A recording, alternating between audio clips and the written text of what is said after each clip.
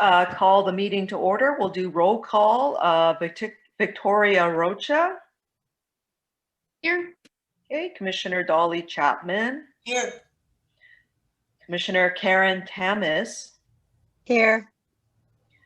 Commissioner Alberto Okan. Good evening, everyone. Okay, so optimistic. And I am here, Commissioner Christine Kwong.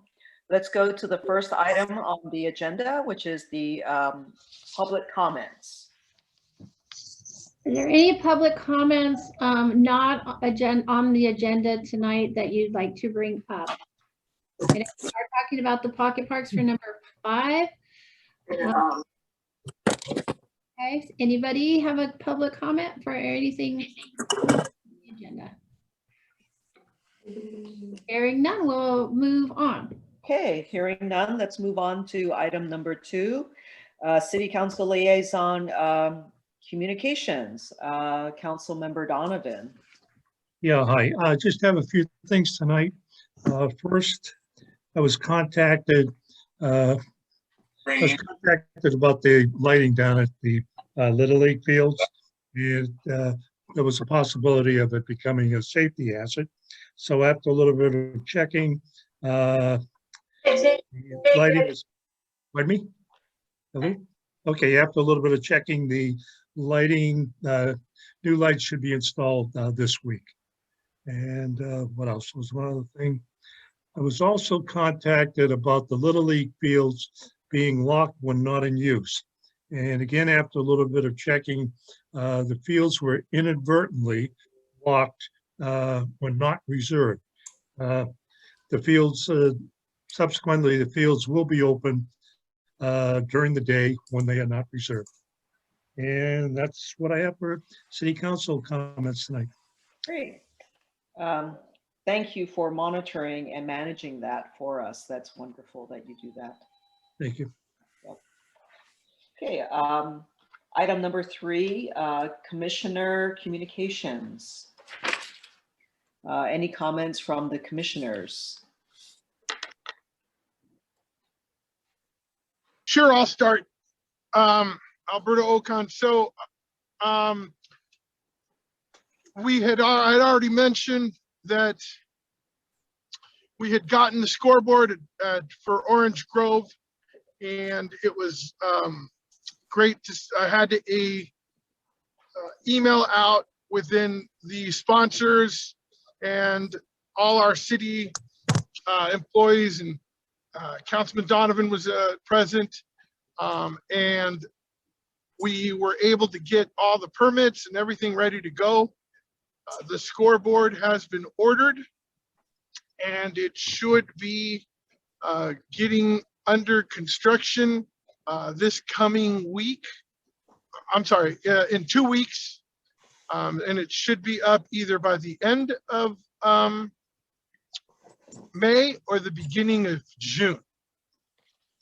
And we are really grateful that everybody from the city on down to the Little League were involved and really helped us to make sure that the project got done. Really much appreciated. That is it for now. Thank you. Okay. All right. Any other comments? All right. Yes, it's Karen. I had a quick comment. I had brought up the issue of the new signs at Eddy Park, talking about trespassing and private property on the side wall. And I just wondered, Sheila, if there was any update. I know you were working with the city attorney on that issue.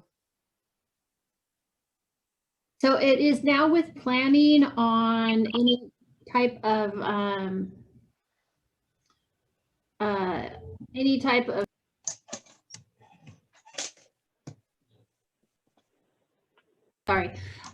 codes that we have to look at. So I'm waiting now for planning just to kind of look at an overview to say it's okay to take them down, and to be able to give them a code that I can say that this is why they can't be up instead of just removing them. But we are working on that. Thank you so much. I appreciate that. Any other commissioner comments? All right, having heard none, let's move on to number 4, staff liaison communications. I was actually just going to give you an update on the signage that Karen brought up. So otherwise, I have no additional comments. I will leave our comments to all the people who want to talk about our pocket parks. Excellent. Okay. All right. Let's move on to the action items and the discussion. Item number 5, presentation and discussion regarding the pocket parks concept design by David Voltz. So is Mr. Voltz here?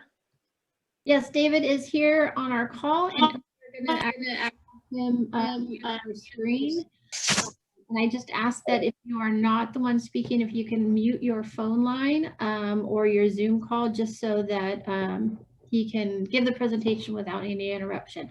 We will take all the comments when he is completed. So Dave, if you want to go ahead and take over the screen and begin your presentation. He also has Gary Vasquez and Luis Peraza on the line, on the Zoom call, who can answer questions as well. So go ahead, Dave. Oh, great. It's great to be here. It's nice to present these concepts to you. You know, we've been before you before and talked about these parks, and it's nice to be moving ahead again. It's been a little bit of time. So the reason we're doing this recapture of where we were at and if it's appropriate to move forward is because it's been quite a bit of time since we were out there with the neighbors and talking to them. So with that, let me just see if I can get this screen share up.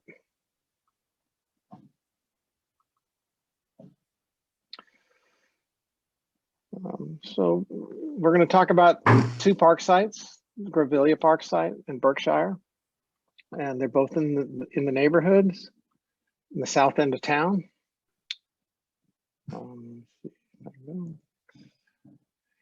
The first one we're going to talk about is GREVELIA, and it's just south of the 110 there, off of Fremont Street. Near there, it's over in this red square here. It's right in the middle of the neighborhood, right in the middle of some homes, and we're looking at making that into a park. You can see a bigger map up here. Here's the 110 Fremont. And then the other site we're going to talk about, and we can come back to any of these if you want, is Berkshire Park, and that's off Berkshire Street, which is right here. Again, this is the location. It's right in the neighborhood. Some bigger lots there, and it's vacant. It used to have a house on it, but it's now vacant. Both of them, I guess, had homes on them, and they've been vacant for some time. So with that, let me just try to recap where we were at a while ago. Somebody's trying to get admitted into the thing. Oh, I think I have control. I just admitted someone to the meeting, so just so you know. Not a problem. Thank you.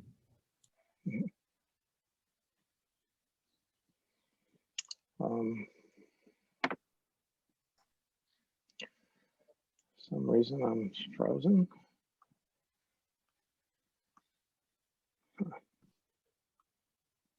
Wow, I don't know if that admit messed up my screen sharing. But, well, let me go to the next slide in just a second here. Get back in. There we go. Okay, sorry about that. So you know, with this some outreach and some park design really started in 2017. We did some outreach 2018. We came up with a couple of concept plans. Through those plans, we went back to actually through the commission and to the neighbors and asked them if we were moved ahead in the proper direction. When we were out there at the sites, the participants all helped us conceptualize what we could do at each of these sites. So again, in 2018, we kind of came up with these concept plans. So here we are in 2021. And we now have some of the background engineering done, topographic survey of the sites, which we didn't have previously. And so we've reconciled some of the new information that we have with the layouts, and I'll show you how those have just tweaked the designs a little bit. Gosh, this doesn't want me to go do that, I guess. Sorry. Guess I'll stay in this mode.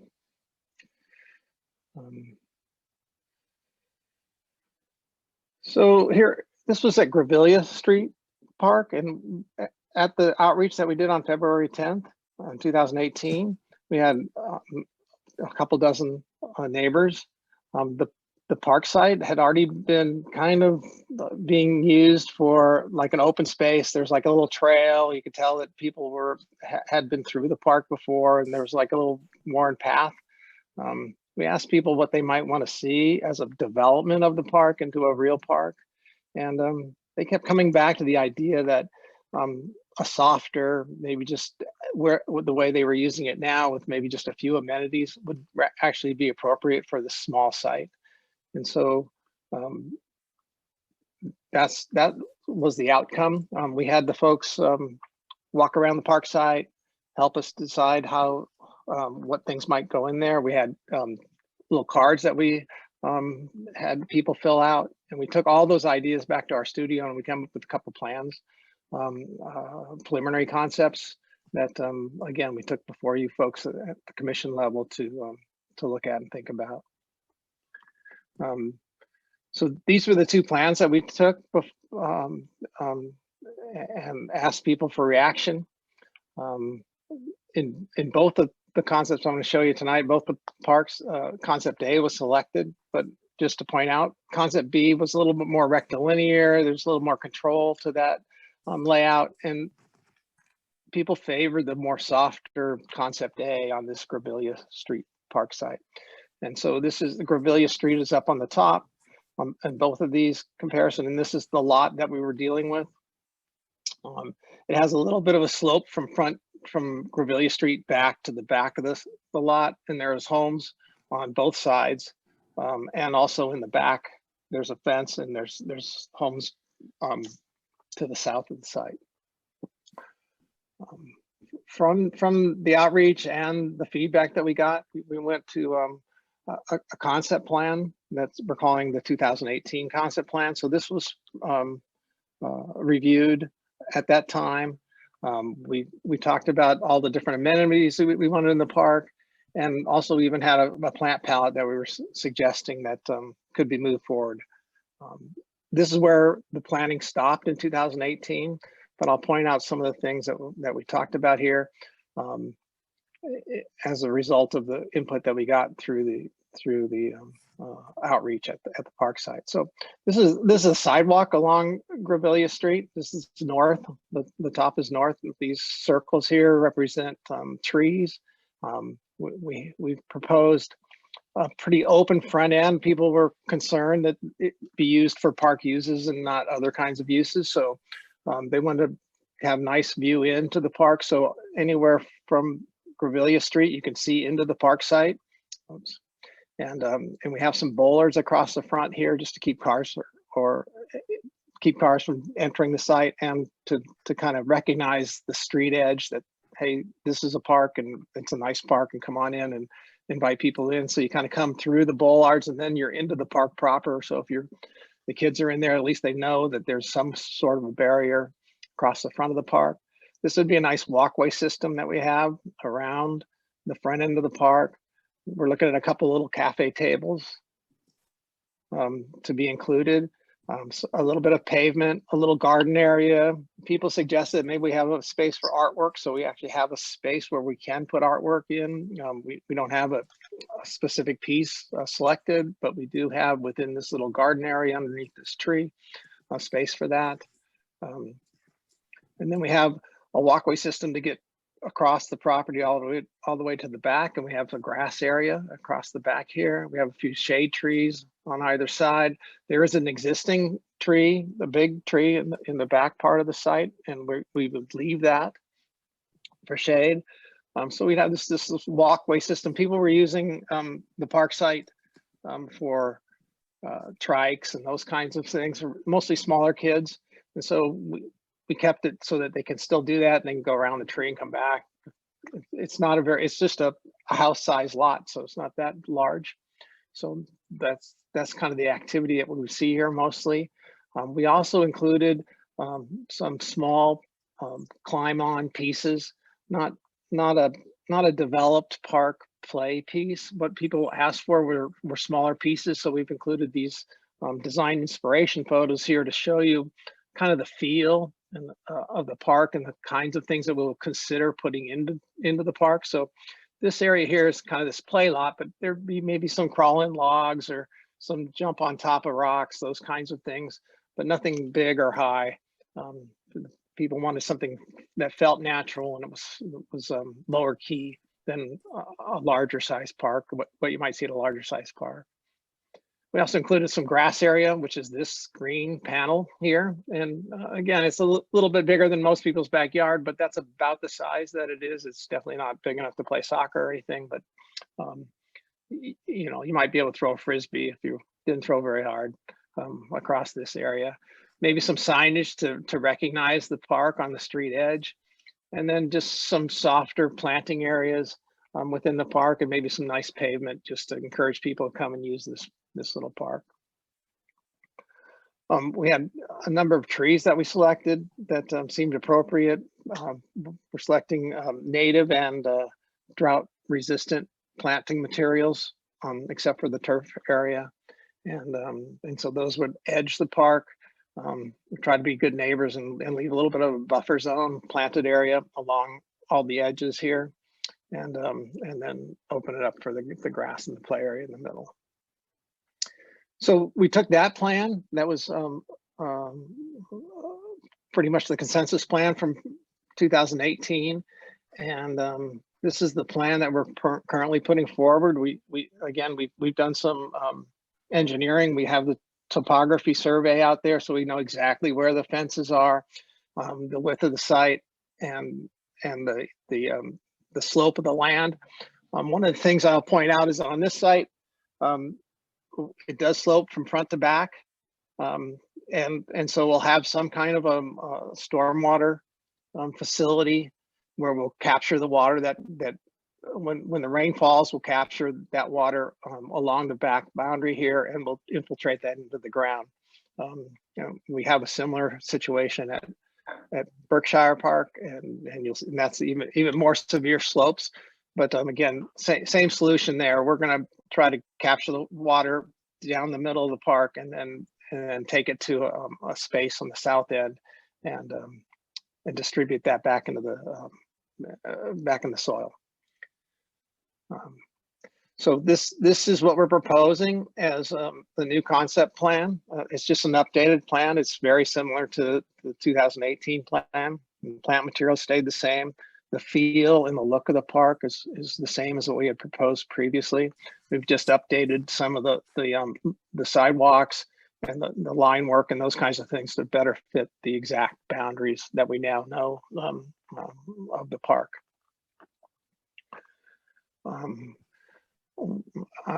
know there's a lot to remember, but we can always come back to these slides if you want. But what I'd really like to do is move on and just talk a little bit about Berkshire, so then we can have both sites on the table as we move forward.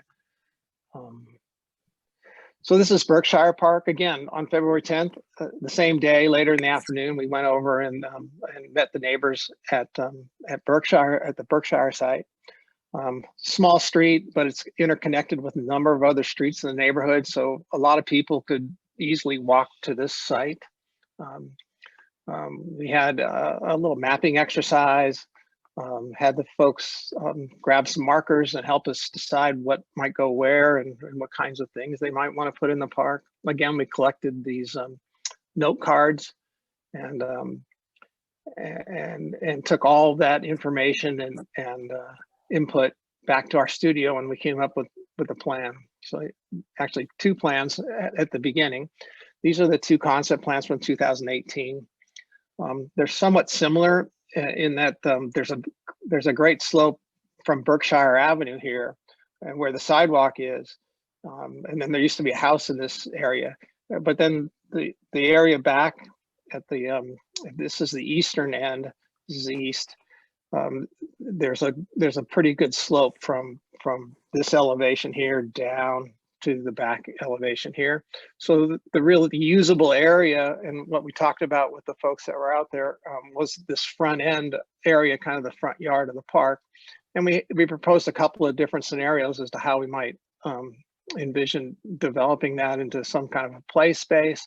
And again, we looked at both concept A and concept B. People generally preferred concept A in that it was softer, but they also liked some of the activities that were offered in the concept B plan. So as we moved ahead with that plan, on recommendation from the commission at the time, we came up with this plan, which is the 2018 concept plan, where we have some of those activities from the one plan and still the sloped area and the kind of softer feel from the other concept. I'm going to let Gary with my office talk you through this plan a little bit. It's a little bit more complicated than the GREVELIA side, in that we have this elevation to deal with, and so we have sections and some other information here that maybe Gary can share. Okay, David, is this okay? Okay, so this was the plan done in 2018, and as David mentioned, we kind of took elements from the previous schematic plans and then combined it to come up with this final plan. But so we presented to the city this particular plan that has the entry to the park is kind of the lower left-hand corner there, a nice wide entry gate and a fence along the sidewalk. So it's a little trap fence. We'd have some nice little planting to soften the park frontage along BERKSHIRE there. And as you enter the park, there was also an idea when you go through the gates that maybe putting some kind of park monument sign, entry monument sign there, noted, I think in A there, right there.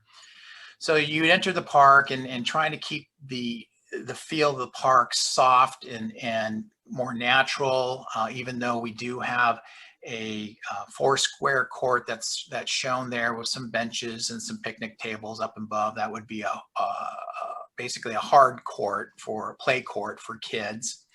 But most of the paving that you see in the upper tier there would just be a decomposed type granite material.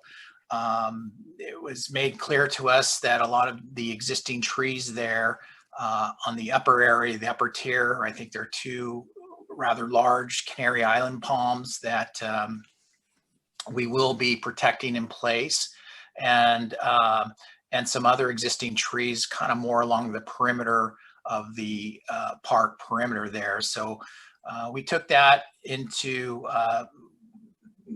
as we developed its design. So we had some on the upper tier area, a couple little cafe tables, just some seating around the existing palm trees, some kind of bench seating as well. We showed, at least in this particular case, one piece of outdoor fitness equipment there, kind of north of that palm tree. Yeah, right there, David. And so that was kind of the upper tier. Not a lot going on in terms of activity other than the 4-square court.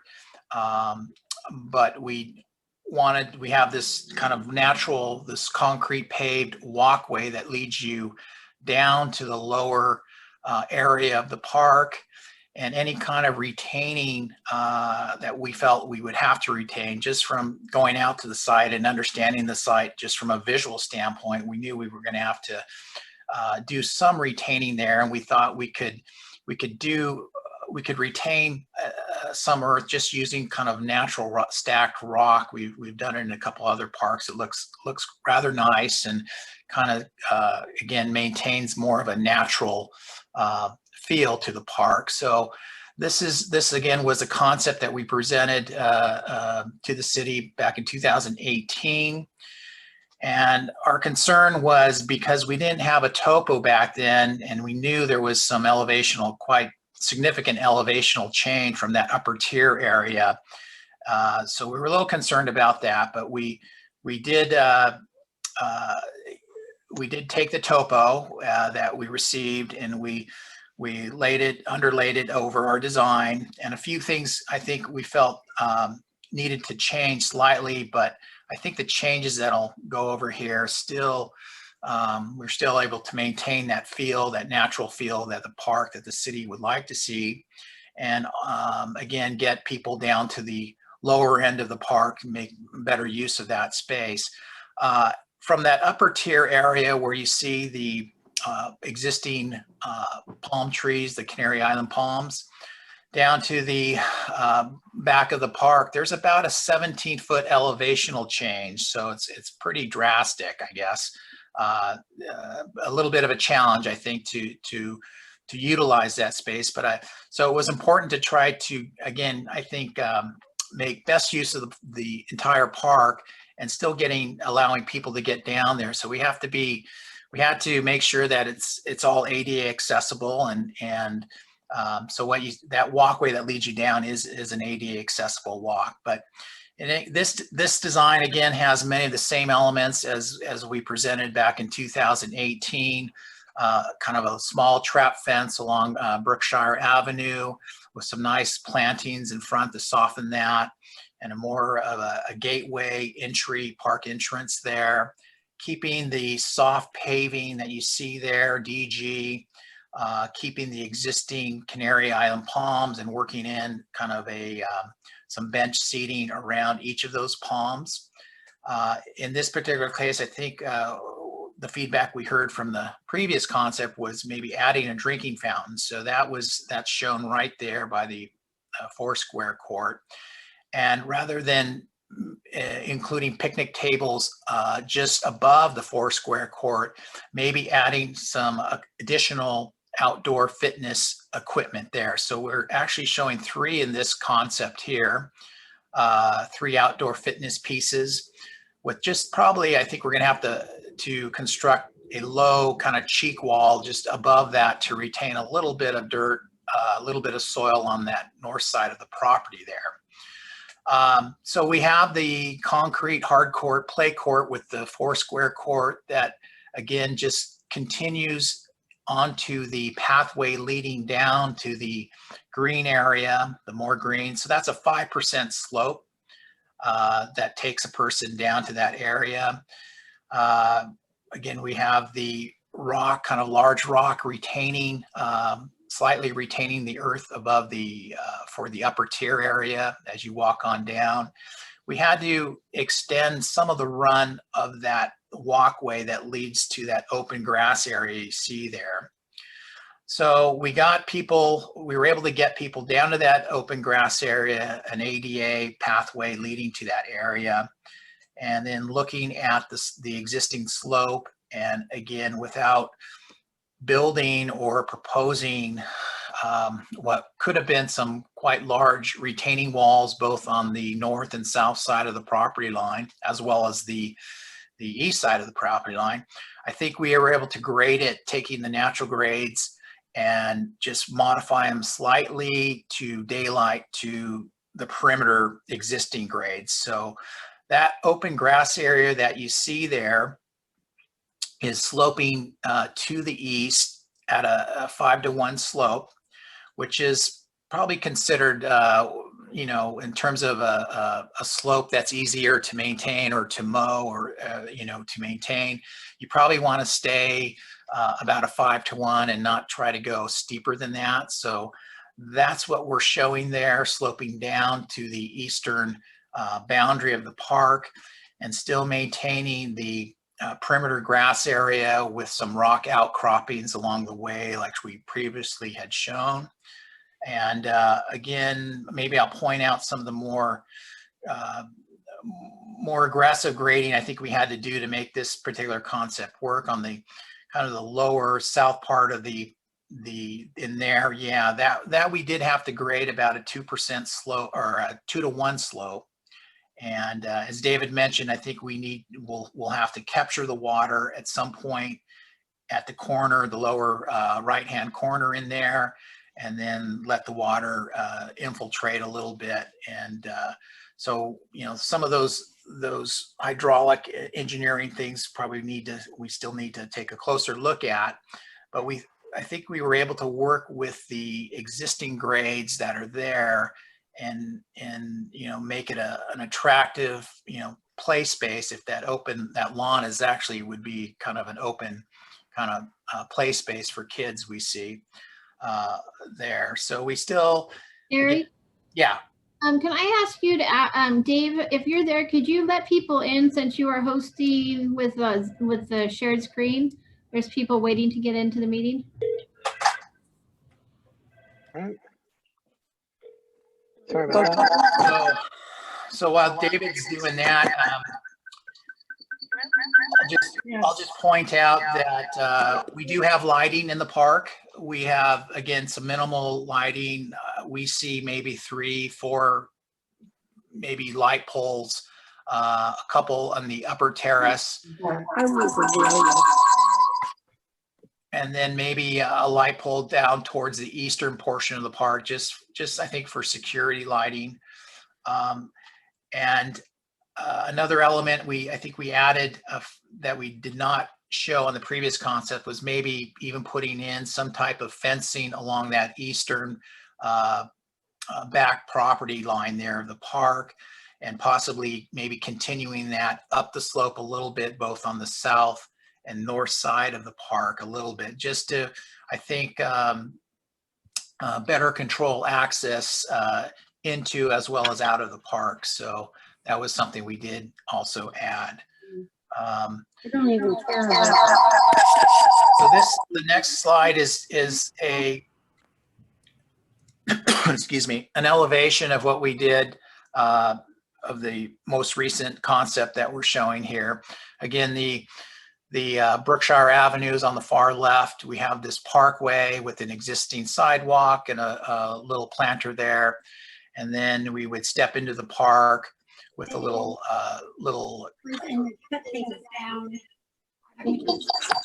so we would step into that. We would be in the upper tier there. You can see some of the outdoor fitness pieces there. The existing Canary Island palm with some nice bench seating, possibly, if we're going with some kind of rock kind of natural feel, maybe we could build a little low planter wall around that Canary Island palm, as well as the other Canary Island palm as well for seating as well. We have a few cafe tables in the upper area, and then the walkway that takes a person down to the open grass area.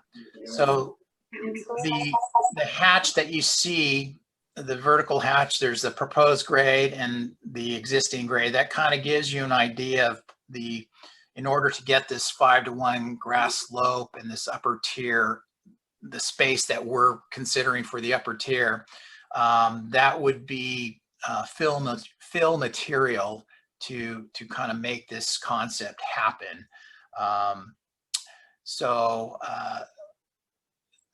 That's about it for the Berkshire Avenue. I don't know if David, you wanted to add more to that. No, so this is the concept plan that we're putting forward as the update from the 2018 plan. So it's fairly similar, but as Gary mentioned, there are a few things that changed a little bit. Just the longer walkway and the way we handled the slope. And the plant material, the plant palette that we shared with you last time hasn't changed. Again, we are proposing to protect and place all the existing trees. There also are some palm trees that are kind of the lower south end of the site there. And it's not that great. I want to turn it off. Can you mute your phone, please? What? Can you mute your line? We hear you over the speaker.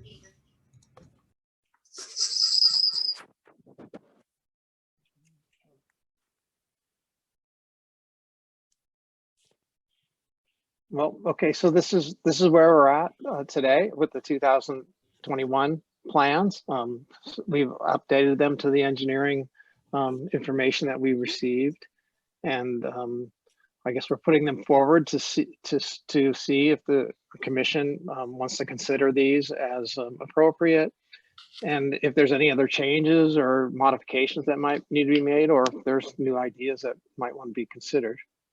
We're happy to answer any questions. I have Gary here, and I also have Louis available. So we'd be happy to cover any of the other items that we have. There's quite a bit of things actually in these parks that aren't easy to see, but whatever your pleasure is, we'd be happy to answer any questions that you have. My Gary, name is, at this my time, name- Gary, I'd like, and David, if you could switch to turn your screen off, your shared screen. Yeah. And we will go to, we have written public comment that will be given first by my staff. If you have a comment, we will take your comments as soon as we finish our email comments. So if you can mute your line, that would be great. Okay. So at this time, I'm going to ask Israel to read off the public comments. So I'm going to hand it off to Israel. Sure. First public comment we received was from Delane Shane, and it reads as follows. Dear Ms. Pouch, thank you for alerting us regarding the update on the pocket parks to be presented by Mr. Voles tonight. So many of us in and around the vacant lot at Berkshire have been waiting a long time for this property to become a park. The last time it was discussed a few years ago, if I recall correctly, the price tag was well over $400,000. My suggestion is that project be phased into small, achievable goals, each phase building onto the next. It can't be that expensive to have the weeds removed on a weekly or bi-weekly schedule, install some temporary boundary fencing, chain link with a mesh screen to provide privacy to the adjacent neighbors, park benches, picnic table, trash cans, and some signage. That clearly wouldn't cost $400,000 plus. Over time, more amenities could be added based on funds raising grants or city-directed funds. Perhaps Councilmember Donovan could provide some discretionary funds towards this beautiful endeavor with the support of the other council members. Perhaps the South Pasadena Beautiful organization could also step in and help to some extent. Meanwhile, during the city's first draft of the general plan update released a few years ago, the document identified and counted this vacant lot as fully developed pocket park. We all know that this is not a reality. Until there's some improvements made, we on the southern portion of the city have 0 park amenities available to us. Finally, whoever in the city monitors the contract gardeners needs to know and rectify that the lot on Berkshire is weedy. The design of the Dave Voles looks fabulous. I want to commend Sheila Pouch and her team for putting this together. I do have a couple questions and requests for the pocket park on Berkshire. The first one being, will the large trees remain? I hope so. In addition, there are some orange trees at the far end of the property, and I do hope they will remain as well. Number 2, currently this area is an eyesore to the neighbors and potentially could harbor unwanted rodents, etc. Is it possible to clean this area as soon as possible? I understand that naming this park is not under the jurisdiction of a commission. However, I do hope that longtime resident and activist Beatrice Solis may be under consideration. She tirelessly advocated for the open space for our residents. It is also my understanding that these parks can be completed within a year with the support of Public Works Department, and I urge them to actively pursue bids to make this happen. It gives me great hope to see this coming to fruition, and it is only done through cooperation, organized efforts by both the Parks and Rec Department and their terrific commission. Mary Urquhart. Next one would be from Keith Novak. I would like to know if one of the pocket parks could include a community garden. I have been a member of the South Pasadena Community Garden since its inception in 1995. It has been an extremely successful venture. The garden has provided a great way to beautify an empty lot, grow vegetables, flowers, and fruits, and develop a sense of community among the gardeners. Thank you. Go home. A few more reasons why we support an additional garden.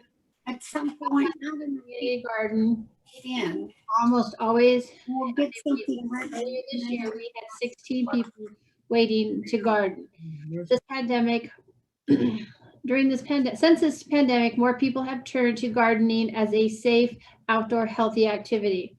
The garden provides South Pasadenans, especially residents in condos and apartments, access to gardening and organic food. Community gardens build communities and social networks.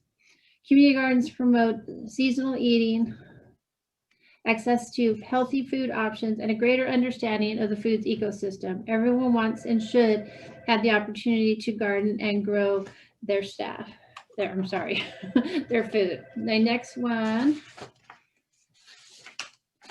This one is from Teresa Miles. This is a stupid idea to make the parks at these locations, sell these lots, and get some tax revenue for everyone in our city. Stop wasting your money. And I think Israel finished our other one. Sheila, I was about 80% done with it. Okay. Are you like at finally, however, the city is monitoring? Is that where you were at? Yes. Okay. Finally, whoever is monitoring the city's contract gardening needs to know and rectify that the lot at Berkshire is weedy again, and it has been for a couple months now. It is not safe for a wildlife standpoint and is disrespectful to our neighborhood, and it just shows complete neglect by the city. It also is a double standard of unfairness. Residents must clear their own lots of weeds, but the city gets a pass. Let's move forward, even with some small, basic steps. Please send my comments to all the Parks and Rec commissioners for their discussion and consideration. Delane Shane. So those are the 4 emailed public comments. At this time, we have to do this systematically and taking some of your comments. And so I wanted to start. I had some people put comments in the chat, so I will start with them. So I have, is it Jasmine? The Forrest family. Jasmine, if you would like to, I know you have the comment written here, but if you would like to bring it forward to the group, go ahead. Yeah, so we live at 615 Fairview Avenue, so we're homeowners right around the corner from the GREVELIA Park. We're really excited that the pocket park idea is getting developed and excited about the kids' play spaces, the greenery, and also the art pieces. We did have a question regarding the path to the rear of the park to see whether or not we could revisit the idea of having it be a circular path to allow for like more organized bike riding of children and also like of walking. And I think someone else in this call kind of had similar sentiments as well. Yes. Is that all you had? I think so. Thank you. Thank you. Then the next person, yes, exactly, in our chat is Tylene. Would you like to make your comment? She's still on the call. Let me check and see. I don't see her on the call, so I will read this for her. She says, hi, David. I am a neighbor of the GREVELIA Street Park. I was not present for the 2018 conversation. May I ask why the walking path does not go around the circumference anymore? With the pandemic, people want their space and an entrance and exit to the back, as well as walking path may feel more comfortable. So that was her suggestion. And then I think there was one more person on here. Chester, you're on the call. So would you like to verbalize your comment? Sure. It's not as much a comment, it's just a couple of questions. Okay. Maybe for David. Have you designed a property line fence on the park side of the property line? And also, will there be a drinking fountain? Is there water service there? And will there be a drinking fountain and trash cans and the typical amenities? And Chester, That's is this just for GREVELIA Park? Yes, for GREVELIA Park. David, I'll let you go ahead and answer. You're on mute, David. All right, so we will be evaluating the fences. I know that there are fences currently around the park site, but I think we're going to need to upgrade those in some way. There is also a drinking fountain included in this park site, which I failed to point out, but there is one proposed towards the front end of the park. Great, thank you. Thank you, Chester. Sally, I see you have a comment here. Would you like to bring this as well? Yes, thank you so much. I wonder, and this is regarding Berkshire Park, what consideration has been given to the property below that backs up to the back of the park. Thrilled about the possibility of a pocket park there. But can you tell me what consideration has been given to either retaining wall or light in terms of how long the light is on, but mainly retaining wall of those properties? Okay, David, go ahead. Okay, so we're trying to minimize the retaining walls on the site just because they're so expensive, but we do recognize that the property further to the east below us is a lot lower than the park property. Yeah. So it is a challenge. We'll have to finish evaluating that, but there'll probably be some amount of retaining wall there. Again, we don't want to spend too much money for something that won't benefit park users directly, but there will be a fence back there. And we also have plantings all around the edges of the grass area, just so we're better neighbors and not,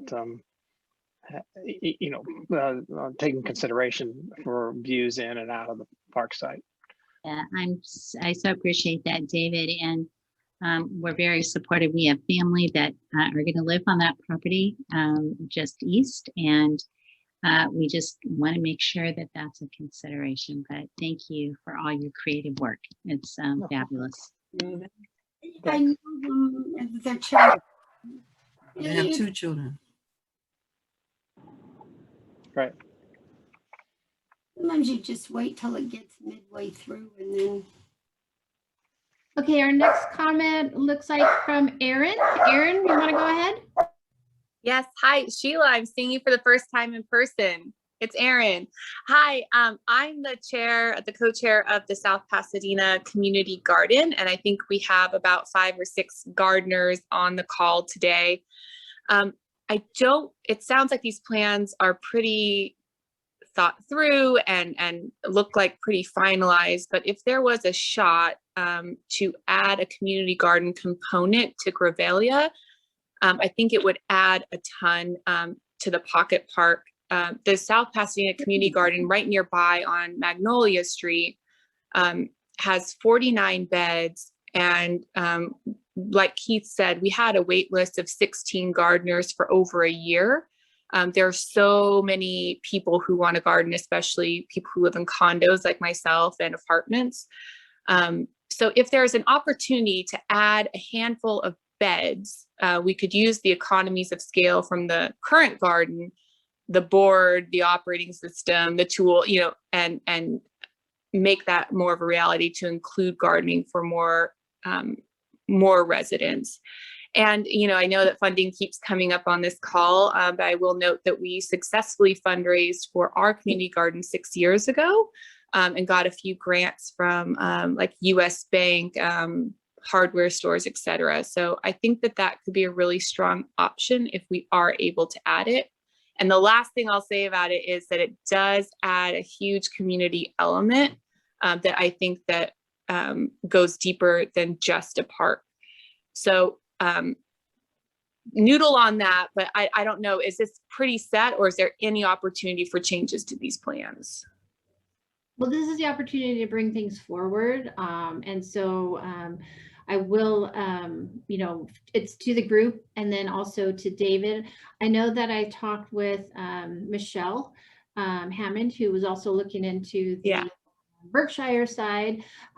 She mentioned there's so much shade because of the downslope as well, that it might not be a good spot. And then we talked about, is this Greveliya too close to the Magnolia site? But are you looking for, you know, 10 beds? Are you looking for 5? You know, yeah, I think that we are pretty open to it, and I think that the proximity to Magnolia actually helps a lot, because, like I said, the economies of scale can go with that. So I think it's almost, just think of it like an annex or an extension of the original community garden, just letting us bring more people in, because with that wait list of 16 folks, that's with us doing almost zero outreach. So I think as soon as we start talking about it, we could have a list of 40 people. So I think there's a plenty of demand in South Pasadena, and I don't know how many other sites we'd have the opportunity to add beds to. So if there's any possibility, I'd really like to try while we can. But I understand if the plans are too far down the line, but those are my 2 cents. Thank you for taking my comments. no problem. Thank you, Erin. Dave, did you want to comment on any of this? I think it would be a good element within these parks to have people that regularly come and use the park for the purposes that are there, right? So we have somewhat policing just by the users. So that element would be a real positive, I think, the community garden type of thing. But we did talk about this when we were laying out these parks, and there just was not very much land, which is one of the reasons we went to not having the circular walk. We talked about that a couple of times because you lose a little bit of grass space in putting the walk on the other side, and could the kids just go down and turn around at the end and come back? We did have those discussions, and we talked through the community garden element also. It was more about, there's just not much land here. There's just wasn't much room to do it. At the Berkshire Park site, it would be a real challenge to if we were going to put some plots, they probably would have to go up the upper end, because we don't have very good access with the slope that we'd have to deal with. So because we have to have full handicap access to those plots, and so they would take up kind of the front of the park. So we did have that discussion, and I do think some people were in favor of the community gardens, but this is the plan that came out. I'm thinking you can rethink that. That's fine, and I do think there's some good elements to putting one in. It's just what's the priorities, I guess. Okay, so I'm going to go to our next person who's on here, and Sam, I see you there in your backyard. Let's hear your comments. Yes. First of all, thank you all for the work on all this. Pocket Park behind us. Linda Krausen, you are unmuted. Can you mute yourself, please? Yes, I just wanted to get on the list somehow, that's all. We hear you. We'll call on you soon, Linda. Can you mute yourself though, please? I did. Okay. Anyway, I think I wrote an email, must have been 3 years ago or 4 years ago now, about this when this was like in its infancy. My feeling is that really a big part of the future of this town is to provide lots of opportunities for people who are part of what's become known as the gig economy. I just thought of it as freelance work. Places where people can write. I'm a writer myself, and I write outside. I go to cafes, and I'm looking always for new places to write. I believe that people who do that will, as David said, help police the area too, will be a good moderating influence and a kind of constituency for the park. I would love to see some, I'm not sure what you mean by cafe tables. If that sounds great to me, assuming that they are tables at which people can actually do work. Picnic tables don't count. picnic tables have no back to them, you know what I mean? And so cafe tables kind of with a seating with a back to it, that kind of thing. My feeling is we've got so many people in this town who work from home. On my street, my half block of my street, there's 6 houses of maybe 14, I think, that I've counted, that where everybody works from home. And I think that these parks offer great opportunity to do what the city, I think, really needs to do, which is provide any opportunity to enhance the amount of infrastructure, workplace infrastructure that we have for people who make their living working at home. And I think the pandemic is probably only going to expand and enhance that. More people, I think, by and large, fewer people are going to be commuting as much as they used to. I think we're going to find a lot of people are looking for those kinds of spaces, maybe outside the house. And so I want to applaud the work that's been done. It looks very nice, I have to say. I kind of lost track of this issue for a long time. I think 2018 was a very, very busy year for me. I wasn't really around much in South Pasadena. I was traveling quite a bit. And so maybe I just missed it. But I think there's an enormous constituency for a work outside. This is how you build community, it seems to me. You have people outside working, outside being part of local spots like the library, like these parks. And I think those folks would be part of the constituency that would help make them better, that would help protect them from influences that we don't want, that might be damaging to the areas, that kind of thing. And so I would hope that maybe add a couple more cafe tables, and that those cafe tables would look like a cafe table, meaning a seat back, a place to sit. I'm not sure if I can, if I would, if Wi-Fi would be a good idea or not, honestly. Right now, I don't know. But I think any place where we can go to work and be here and be present in the community, I think is just going to be a huge, huge benefit to everyone, the neighbors, the city itself, and to the well-being of the people who do this kind of work. So if the GREVELIA Park is one that's fairly close to my place, I think it's like 3 blocks away or something like that. That one seemed to be the one that had, to me, I've been past that place hundreds of times as I walked to different cafes to go right, basically. And I just think that that's a beautiful little opportunity there. And if we provided a little bit more space for people to work at, it would be a huge benefit to everybody. But other than that, I would like to say thank you to David and to Gary for what I think is really nice looking, thoughtful design, and to Sheila also for seeing this thing through. I can't even believe it. It seems like I wrote to you 4 years ago, didn't I? Something like that. I think so. Okay. Anyway, thank you guys very, very much. It's wonderful. I just really want to put in I believe in the neighbors need to be very well heard on all this too, but I want to put in a big word for people who work out of their houses. I think there's going to be far, far more of that post-pandemic now than even there was before. And I think there's a huge number of folks like that in this town. So, and they're adding every day. So anyway, thanks very much. I'll mute myself now. Okay, thank you. And next on our list here, I have Esmeralda. Are you still on the line and like to make your comment now? Yes, I'm still on the line. There you go. Hi, I just had a quick question. I had trouble logging in at the beginning, so maybe it was covered, but I was just wondering, on the east side of the GREVELIA Park, is there some kind of hedge or something, or divider between the homes and the park itself? Yes, we're proposing a little bit of, it's tight side to side in that park, but we are proposing to try to be a good neighbor. We'll have some plantings along that edge so that, people can't actually approach right on the fence line. So it's not going to be a lot, but 3 to 5 feet, something like that. And then we're putting some trees along the edge too.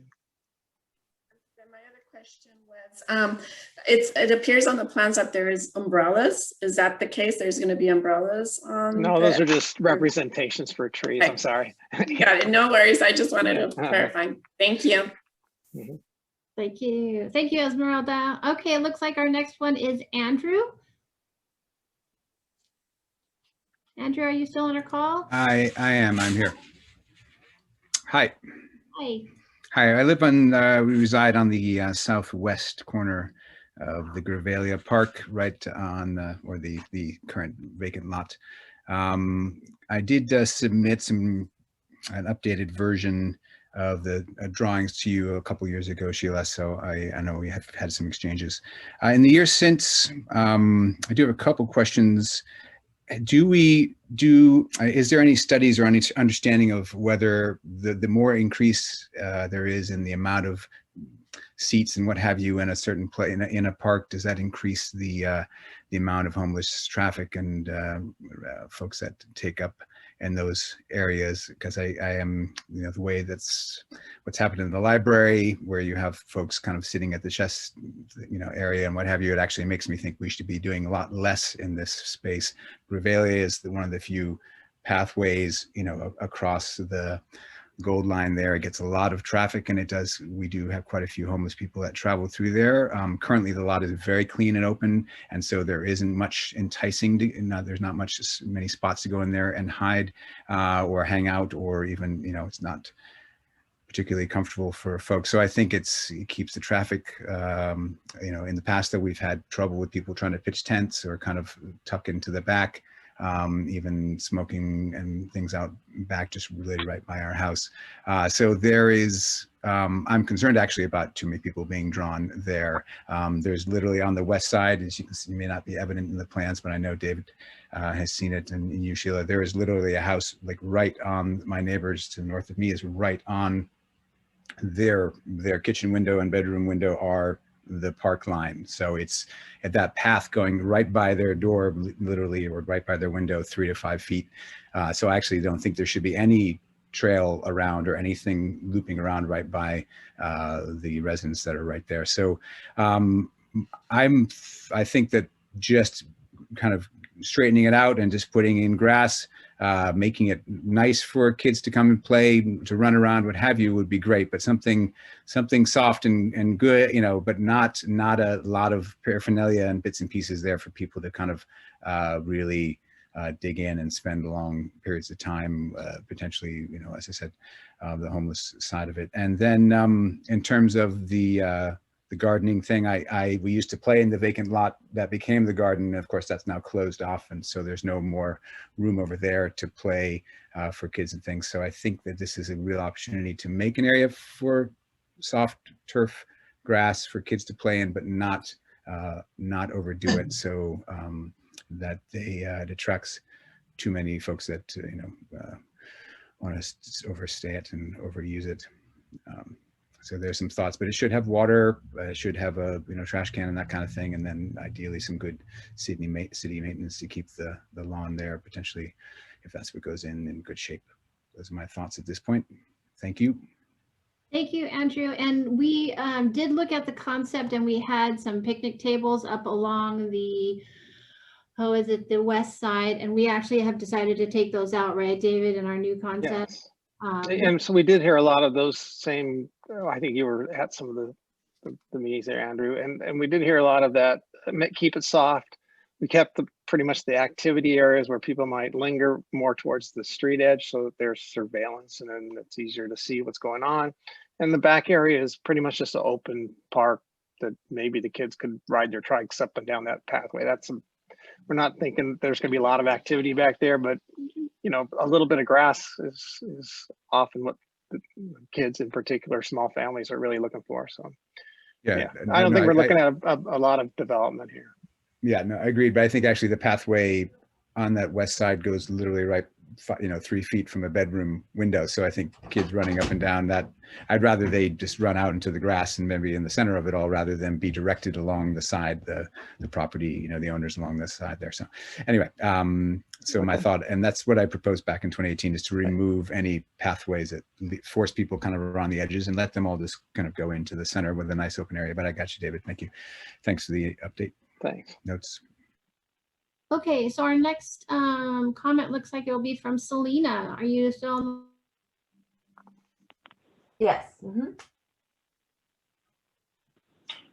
Okay, cool. So what I'm wondering is, there's no fence right now between the property next to the park at Berkshire. And I'm wondering, is there going to be a fence installed, and how tall and what kind of fence is it going to be? Well, again, we haven't really fully evaluated all the fence lines, but there is some grade change there. So there's going to be some kind of a wall probably that they'll see from their side. I know they have their front doors down kind of low in this park site. So, but we're gonna have to hold up that edge of our site. So there'll be some kind of wall and then some kind of barrier fence on top of that. We're also looking at, especially that southern side, we're gonna put some plantings in, because we're gonna have to, again, fix the slope area that kind of dumps off to the whole back of the park site. So there'll be a lot of separation there between what's the house below us and a lot of plantings, I think. A lot for, the size of the site we have. Maybe, I think we're looking at about 8 to 10 feet of just slope and plantings. Okay, thank you. Selena, are you a resident right next door? I am. Okay. Maybe you and I can talk to just a little bit more, so I can we can better understand that with you. Okay. Okay, so I'm here, Esmeralda. Esmeralda, did you have all your questions answered? Yes, thank you. Thank you. Let's see. All right. So all the chat questions have been answered. If you want to just do a raise your hand, and I can grab you. Okay, Linda, you want to go ahead and start with your comments? Linda Krausen? Yes. Yes, hi, good evening, or everyone. So I live right next to the GREVELIA Street Park. I live on the east side. And originally we really wanted this park, and I've sort of been taking care of the area since the beginning, since the city bought the property, calling the city when we needed to have the lawn mowed and different things like that. So I have several comments. First of all, I have to say that the area has changed significantly since we started this idea or the park started the idea, in that mostly the condos that I see, they don't have a lot of children, and the people who have children have mostly have a lot of lawn area. So what I've noticed is that the people coming to the park are mostly adults, and they usually bring a dog, and they stay there, and I wrote a report to this already to Sheila. They stay about 20 minutes with their dog, they run around, and then they leave. And then neighbors that gather are usually adults. And so that's one point I'd like to make. The second thing is that I live according to the plans, my front lawn and house is directly where all of the sitting down activities would be, and where they have this, they have the circular path. And it's been mentioned, and let me mention it again, that we get a lot of homeless people and different people from different areas walking up and down GREVELIA, and also on coming from Meridian, also on Magnolia, and on Fairview, which is the street that's perpendicular to GREVELIA at that point. So anything that would attract, have a place to sit for long periods of time, and even in the evening, as I mentioned in the letter that I sent to Sheila or on the form, would be detrimental, because we don't, I once put my own furniture, old furniture there, and it ended up that we had a group of people smoking marijuana in the corner, in the rear corner, and then in the evening, some people came and they dragged the chaise lounge to the rear, and they were going to sleep there. So anything that offers the possibility of rest and being stationary would be something that I would really be afraid of, because I'm a single woman. There's a single woman next to me and a single woman on the other side of the park. And it's a little bit scary. So the first thing I would mention about the design is that there's a circular path in the design, and what we try to cultivate is a center entrance. There are bricks there, there's a trash can there, and personally I used to sweep away all the seeds for the path for years, so that there was, and there still is mostly seeable, a path that goes down the middle towards the back. And I would like that to be kept, because it's kind of non-discriminatory, it's non-invasive in terms of the neighbors. As far as kids and bicycles, I don't know if that's the right kind of area for bicycles to be there. I'm just saying that the least amount of tables and so forth that would ask for people to be staying for longer periods in the park is a little bit concerning. I love the idea of a community place, and I have to emphasize that you know, people do come with their dogs. The dogs, it's very individual. There's not like a big gang of people, and they just come and they're with their dogs for about 20 minutes, and they run around and whatever, and then they continue on their way and they pick up their stuff and put it in the garbage. So I'm for a park, but I would like it to be as least populated as possible, keeping the area of the back, which is very, which we asked for the last time, to be just clear. And as Andy said, with just really nice grass. And that's about all I would like to say, is that there should be concern for the possibilities that we're not thinking of at this point, of having extra furniture and a lot of noise creating clacking that would come from having bikes on a cement path and everything. So I would like to just mention to keep the path down the center, and I would like to see bushes put up on this, on the front of the bushes put up on the front of the park with a pathway through, because that would kind of keep it more private. Okay, thank you, Linda. Going on to the next person, John Vandercook. Did you have any comments that you'd like to give? Go ahead, John Vandercook. Yeah, thank you, Sheila. John Vandercook. I really appreciate, Sheila, what's going on here, and especially for the commission and the Volts Divine team for presenting a beautiful concept for additional green open space for our community. Just a couple of questions moving forward. As you solidify the final details of this in terms of development, construction, and ongoing maintenance, what are the pathways in terms of funding besides general fund money? Are there grant opportunities? So that is one question.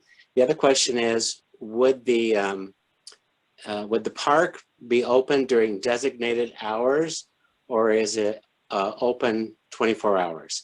And with the lighting in these parks, would that include any sort of visual security cameras? Okay, John, I can start with this one for you. Currently, the funding that will be used for these parks, as you know, the city has a park impact fee. So when there's development in the city receives a portion of funds for a fee for that development. So currently I have just over $700,000 in that account to use for development of new amenities for parks, or a new park. So that money is only to be used for this type of thing.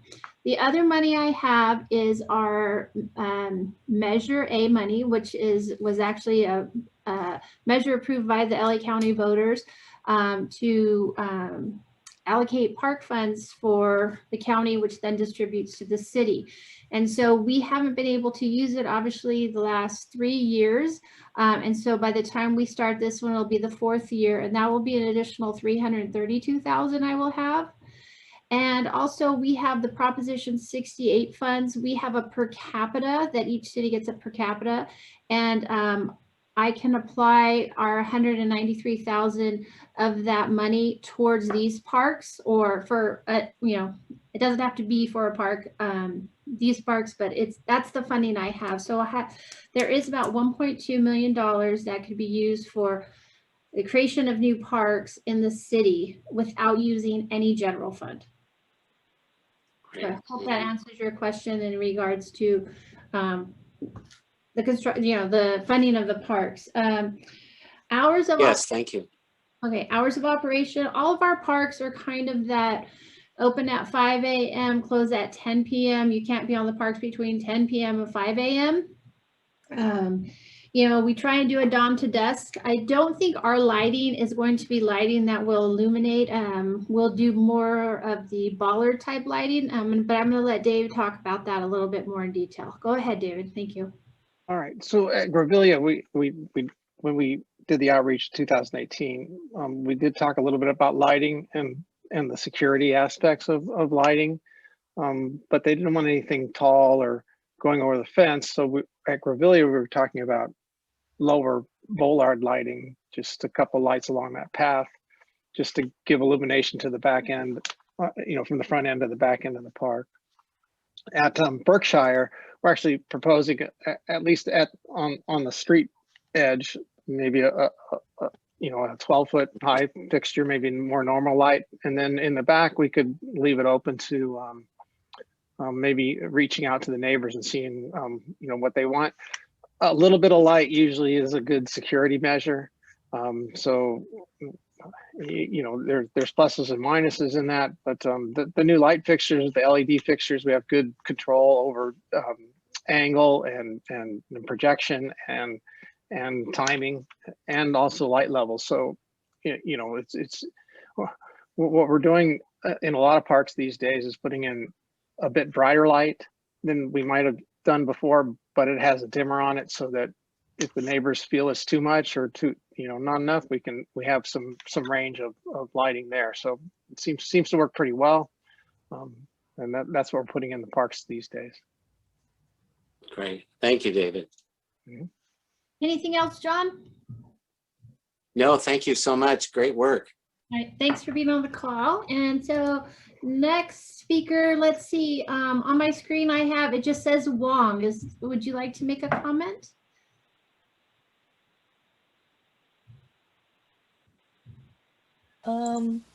Yeah, just like we actually live right behind Berkshire Park, and I look at the concept drawing and we love it. We have 2 little kids and they would love the park.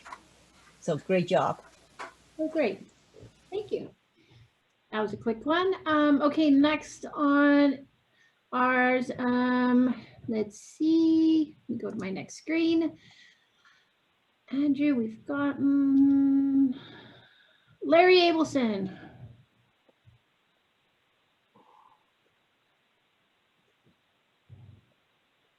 Mr. Abelson, are you there? Oh, he has no audio. Okay, we're gonna go on to the next one. So the next person I have is it Eileen and Mike? Do you have a comment you'd like to add? Yes, hi. Hi. Hi, no, we just wanted to say hello. We don't have any comments. We're really excited about the Berkshire Park. Oh, great. Okay, thank you so much. Okay, Delane Shane, I have you next.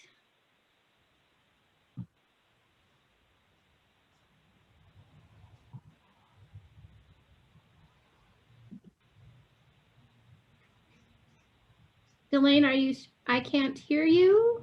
I'm not sure if you are speaking.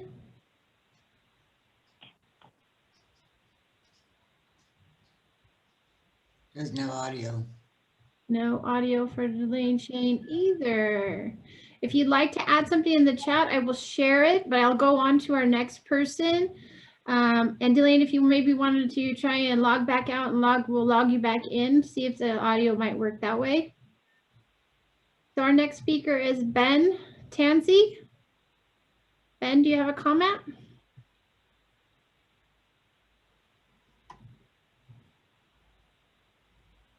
No, I'm sorry. I didn't mean to raise my hand. Thank you very much. Okay, thank you so much, Ben. Is there anybody else that I have not asked to speak on behalf of one of the parks and the conceptuals? Is there anybody else? I know I have a few council members. I didn't know if you just wanted to listen in today. Okay. Well, great. So I am looking at a few of the things, and maybe David, you too, that had come out of the meeting that we might want to discuss with our committee. But at this time, since we've taken our public comment and our email comments, I'm going to leave it to comments from our commissioners. So Chair Kwong, if you want to go ahead and call on each of your commissioners for any of their Yes, thank you very much, Director Pausch. Commissioner Rocha, do you have any comments? I don't have any comments. I had a question, and I feel like it's a slightly fraught question, so I apologize in advance. And I also wasn't a part of the commission in 2018. When it comes to like meeting the RENA numbers and things like that, the two locations that were selected, given the fact that they used to have housing on them, were they considered for other uses other than parks? And I say this knowing that, and being very pro having park spaces in those parts of the town, just because it spreads out the availability and access to neighborhoods that don't have it right now. But I'm just curious, trying to get some history and context, I guess, as to how these locations were selected. Okay, so we actually were given property addresses from Caltrans, and they were trying to sell certain properties. And so this was one of the properties on the list. It was a vacant property. There was no house. It had been vacant for quite a long time, I think. Both properties were vacant. And so it was up for sale, and for the price they were selling it for was for residential, because it was zone residential. And for us to purchase it at the lower open space, a lower fee for just an open space and not to develop it. That's what we rezoned both properties, and we were able to purchase at a lower price for open space. And if I'm off base, I know one of my council members will help me out, but I do believe that's exactly kind of how it went. But we did rezone them for open space. Understood. Thank you. Okay. Any other questions from you, Victoria? All right. No? All right. Nope. Okay. Commissioner Chapman. Yes, thank you. I'm really pleased to see the designs of these two parks. I think they will be both an asset to both areas, which could definitely use some of this, and a benefit to the community. They're well designed, and I think the participation that we heard from the community today is good input and will be taken under consideration. I have a question, however, to our designers. I have a question to our designers regarding the trees at Berkshire. There's not a place that says, yeah, you can sit here. And so. Okay, somebody needs to mute themselves. Yes, he did. Thank you. At Berkshire, I drove past again today, and there's two large trees almost in the center of the green space area towards the back end of that property. And they're not shown on the plan. Are we eliminating those? There's two tall ones, and then there's about 5 orange trees that are not marked on the plan as existing trees. Can you speak to that for me, please? Sure. So we did do a survey at the site. They didn't pick up all the smaller trees, but once we have a general consensus that these plans are in some way ready to go, we will go out there and reevaluate all of the trees, because we won't want to save a tree that's maybe in decline or something. But at the Berkshire Park site in particular, there's those large canary pines or palms. We're definitely going to save those. There's some smaller volunteer trees that don't look like they're in very good shape, actually, if you go up to them.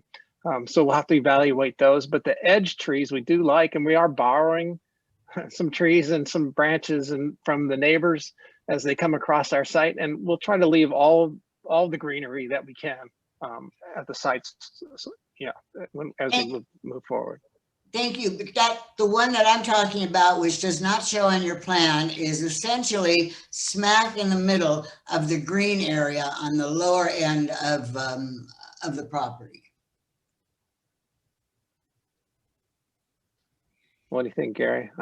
Well, again, I'll have to look at the survey. I think the survey that we have picked up primarily trees, well, the Canary Island palms and some palm trees along the south edge of the site, as well as other trees. But the trees that I see on our topo are primarily located more towards the perimeter, both on the back side or the eastern side of the site, as well as the southern side.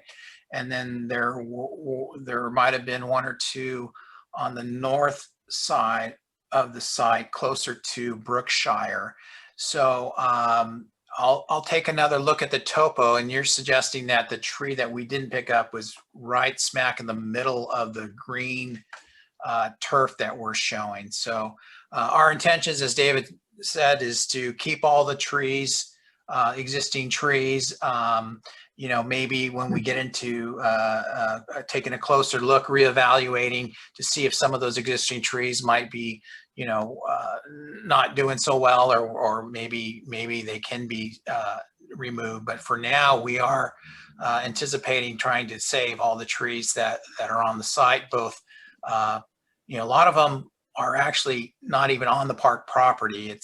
They're just right on near the park property on the southern side and the eastern side as well. So, well, I'll still go back to my question, because that particular where that tree is, I went past it today. It's a humongously big tree, and according to the plan, that is the grassy area on plan with no tree there. I'm not talking about the ones on either side. And if that's the case, I don't know. It's almost in the middle. It's about where your writing is. Well, if we can save it and it's in the grass area, we can grade around it and we can save it. Yeah. Okay. Well, yeah. Okay. Well. Yeah. I'm looking at our survey now, and I don't see a tree there, but again, maybe it just wasn't picked up. I don't know. We can, David mentioned, I think there's room for us to work around that if that's the case. So. Okay. Thank you very much. Okay. Thank you, Commissioner Chapman. Commissioner Tamas? Thank you. And thanks to Sheila and the design team for all the community members who have given so much input to this. And I know it's been a long and delayed, process. So really appreciate everyone's patience and continued engagement and involvement. I think it's really exciting to see where the plans are at. And I just wanted to lift up 2 points that have been made that are sort of questions, sort of comments. The first is that we as a commission spoke with the family of Beatriz Solis, and a commenter mentioned this earlier, that we really wanted to do something in these parks to honor her, whether it's by name, naming the actual park, or have some sort of commemorative, something within these parks. So I just want to make sure that we move that idea forward to honor her for all of the contributions that she made to this community. And secondly, I'm really intrigued by the idea of adding some of the community garden beds, knowing and hearing from the community gardeners how much interest there is in expanding that space. And I know these parks are quite small, so I understand, there's really a limit in terms of what one can do with that space. But I did think it was interesting, to think about folks coming very often, right, into the park and really caring for the parks and paying close attention. And so I just wondered if that's something we should consider before finalizing the plans. And that's it. Thanks so much. Okay, thank you very much, Commissioner Tamas. Commissioner Ocon.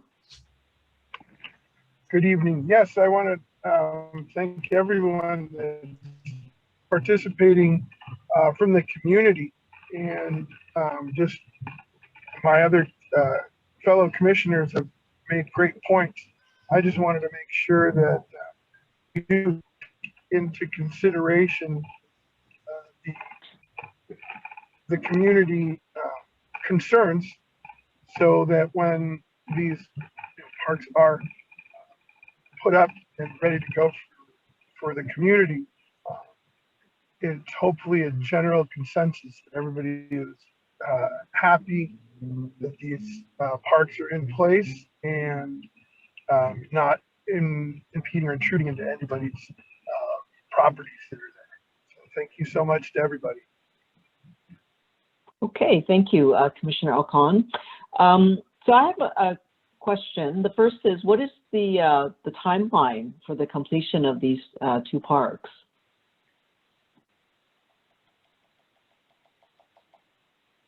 So we will be hopefully going through and either coming to a consensus tonight or by our next meeting in June. I will then take it to City Council for their review and approval. If all goes well from that point, then it's construction documents. Dave, you can probably chime in. I'm not sure how long construction documents take, if it's 4, 5, 6 months. And then from then, once we have those documents, the plans all completed, then it would go to bid for construction. So Dave, would you say a couple months for construction documents? Yeah, usually our work for the engineering and that, and maybe 3 to 4 months, but it's a public works project. We need to go through plan check. We have some stormwater issues that we'll have to address. I would say 6 months would be a good number, but we could probably beat, but I wouldn't press. Yeah, there's some issues. We got to look at the perimeter. We got to look at the fencing and the stormwater. Those issues could take a bit of time. Okay. So possibly construction documents maybe by end of January, and then going out to bid for construction, probably a 6 months build, maybe less. Yeah, construction things are a little slow these days. We're having trouble with materials setbacks, but I think bidding it right at the first of the year is usually good. We usually get the best bids from the contractors, and so then start construction in spring and hopefully finish construction end of summer. That's probably a good. I mean, we could look at it closer, but that's probably a broad look at it. Yeah. Okay. So you've heard a lot of public comments from the residents in our community. Are you going to take those into consideration before you finalize your plans and submit them for final approval? Yes, we'll talk more. There are the two people that I missed their public comments because they had no audio who are back on with audio. We'll get their comments. And then kind of, as a commission, you need to say, okay, we're really thinking maybe we need to re-add in the circular path at GREVELIA or put in garden beds, so that Dave leaves here with some ideas if he needs to add anything or delete anything, to bring a final concept to you and say, okay, here, and then you guys do your final recommendation to council, and then I take it to council. So I see. And is this going to, a few months ago, we were talking about doing a study to add outdoor workout equipment at the parks. Do you remember that? Yes. Well, number one, I don't know what the status is of that, but assuming that study is still ongoing, do we still have a budget for that as well, in taking this into consideration, these two projects into consideration? Yes, we just would need to figure out, this has been the priority since 2017 when we purchased the properties. So we're trying to move forward with getting these two completed, and then moving to see what our next, would be. And as a commission, if you would rather do that, then we put this on hold and we'd go back to the equipment, and then we do the survey and everything for the equipment. Or, it's up to you, to what you'd like to move forward with. Oh, so is that other matter currently on hold right now? Yes. I mean, we know where we want to put them. It's just now taking the steps to figuring out the cost and doing those next steps, just like we're doing this. Oh, I see. Okay, got it. All right. I have no further questions then. Thank you so much. And thank you everybody for participating this evening. We really public comments. Larry Abelson is now on the line, and he's able to give his public comment that he couldn't give earlier. Hi, Larry. Hi, Sheila. Thank you so much for coming back to me, and I apologize for not being able to chime in earlier. Just a quick thank you and congratulations to staff, the commission, everyone involved, the neighbors, for getting this far. I think the designs are exciting. It looks terrific. I just wanted to, unfortunately, I don't live really close to either one of these parks, but I wanted to just chime in with some sort of high level thoughts. First, it might be a good idea to make the recording of this available and give folks maybe a little opportunity to submit some written comments that you guys can take a look at before your next meeting, and maybe at your next meeting before you finalize plans. Second, it seems like since these are pocket parks, and I'm sorry, I missed some of the presentation earlier, so I apologize if I'm stating the obvious, but I thought it should be kept in mind that these are intended for the neighbors in the neighborhoods directly surrounding these parks, and that it seems like the interests of the residents directly adjacent and close by should be the ones that are most closely paid attention to. And, my thought was, at putting on my mobility and transportation infrastructure commission chair hat for a moment, I just wanted to share that my concern is parking and traffic. And the more you create opportunities for folks outside the immediately adjacent neighborhood to come and enjoy the space, the more you're going to create demands for parking, and you're going to increase some amount of traffic in the neighborhood.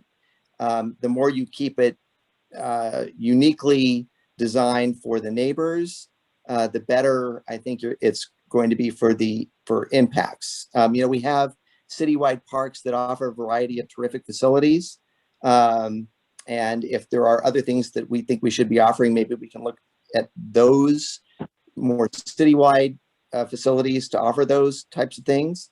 But I just want to make sure you all keep in mind when you're thinking about these ideas coming up, like community garden or maybe more interesting devices being installed, that you keep in mind that if you build it, they will come, and then you may have issues with neighbors being concerned about parking and traffic. So just ask you to keep that in mind, but otherwise I think it's exciting and terrific, and kudos to Sheila and the city for having so much money available to build all this. It's wonderful.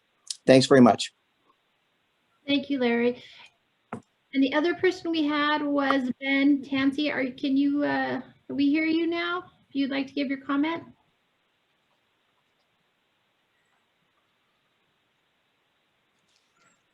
Sheila, can you hear me? Oh, I sure can. Elaine, did you want to give your comment now too? Unless the other lady wants to speak first. I don't want to be rude. Mute yet. So if you'd like to go ahead, and then I'll come back to them. Okay. When I wrote my comment earlier this morning regarding the fact of the cost of the parks, I didn't realize you had all this money set aside. So kudos.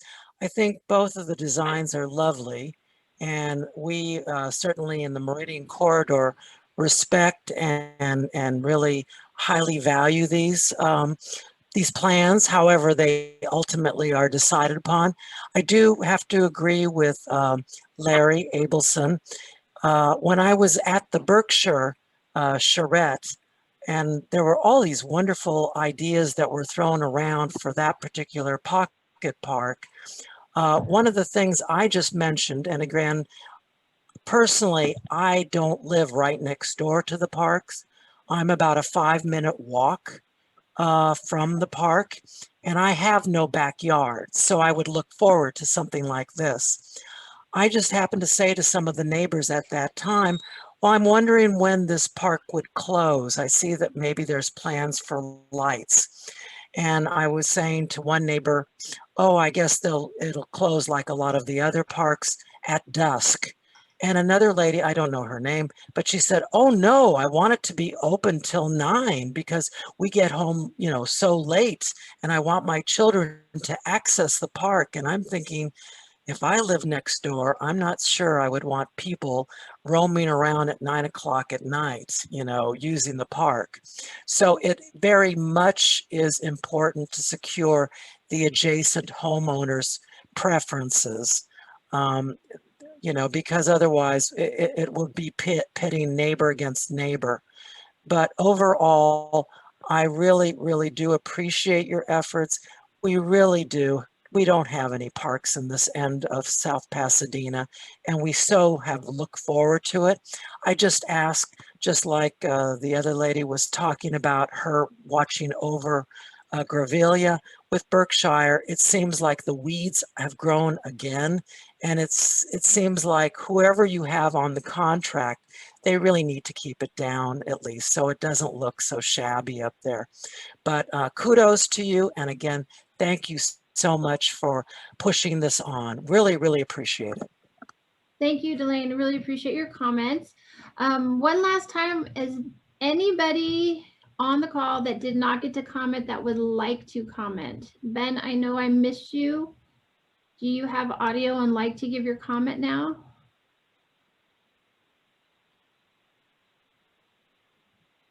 Okay, hearing no more comments, is there any other discussion from our commission about items that were brought up today that you would, like to vote on to add or to see?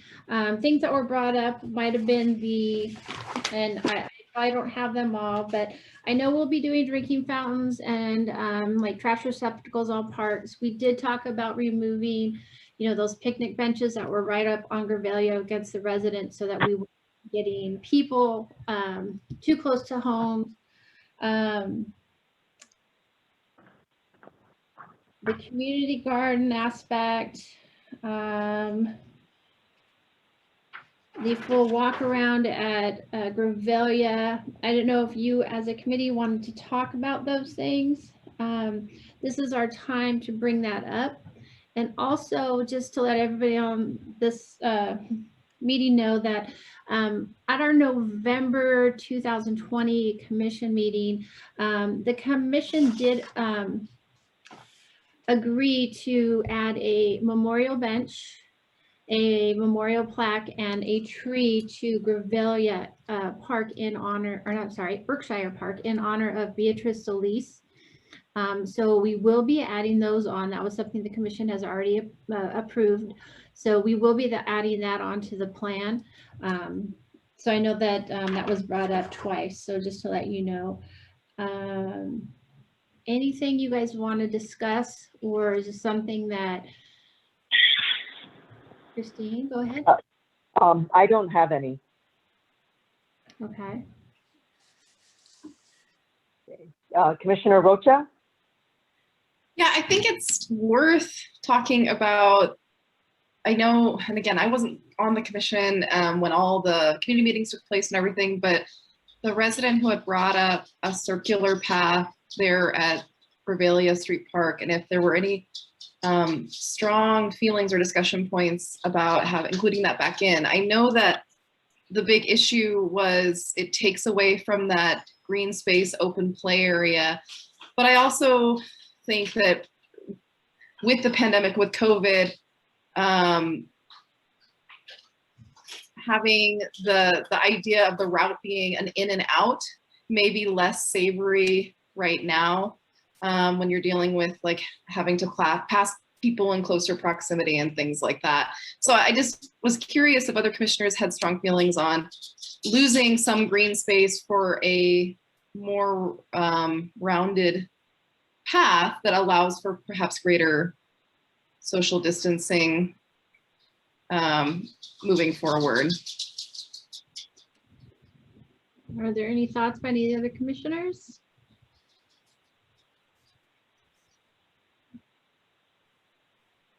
Yeah, and I'm sorry, that's my puppy making some squeaking noises, so apologies. But yeah, I was interested in that too. I know, I'm sure young kids especially would really appreciate that circular, shape.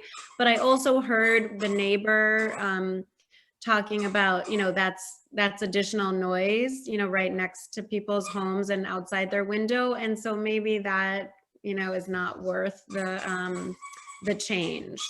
So, I'm very aware, being very close to Eddy Park, which also is very much a neighborhood park.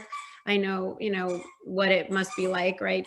Or I can imagine what it must be like to live right next to the parks, and that there's some compromise that has to be made. This is Commissioner Kwong. I echo that. I think, I think noise, the two things that concern me is noise and traffic. And noise, I think, is a big issue for residents because your home is your refuge and you do want some peace and quiet. And, they're already living there.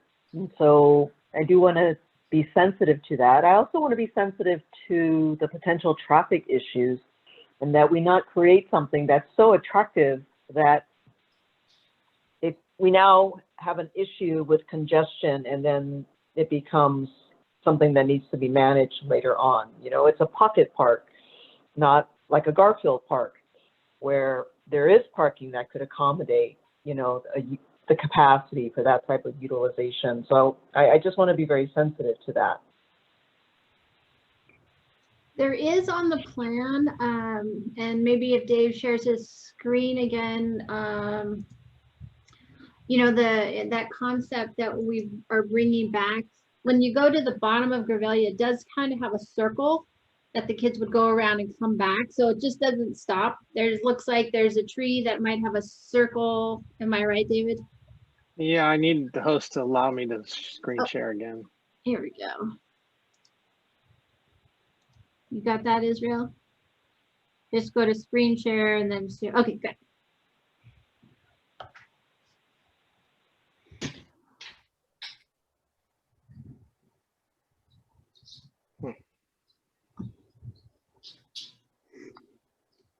So down there under their tree on the bottom there, it looks like a circle. We just can't see it because there's that was the compromise, was that you would go down this pathway, and this is a pretty small circle, only about 6 feet, but you could actually go around that tree and come back. Yeah, it's a little bike roundabout. I can still see it under there, like a little shadow of it.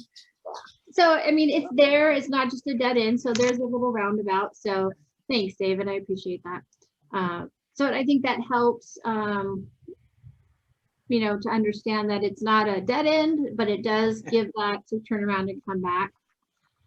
And we did have a plan that had the walkway that continued, and this is a mow curb, so you know it's just a little bit more concrete, but you can see that it would narrow that turf area a bit if we didn't include it, and then we have to run through here, right? So it was a compromise. Just I must probably say. good one though. Okay. All right, you can stop sharing your screen now. We'll go back. So would we say that we're good with just keeping Greveliya with the down and going around your little circle and back? We don't need to put it. Okay. Okay. So we'll keep that one the way it is. Is there anything else? I mean, thoughts on that community garden area? Are there other green belts in the city that can be considered for future development of a community garden?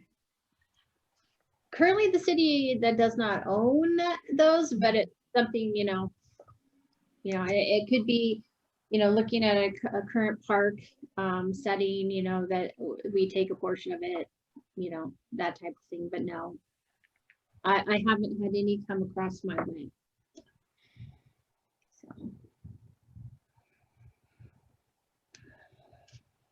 I guess I would ask David and Gary, do you think it's at all feasible, or would a garden bed just, be so, I mean, if there's space for one garden bed, right, is it worthwhile? I mean, can you conceive of any place where that might make sense, or is that just not feasible?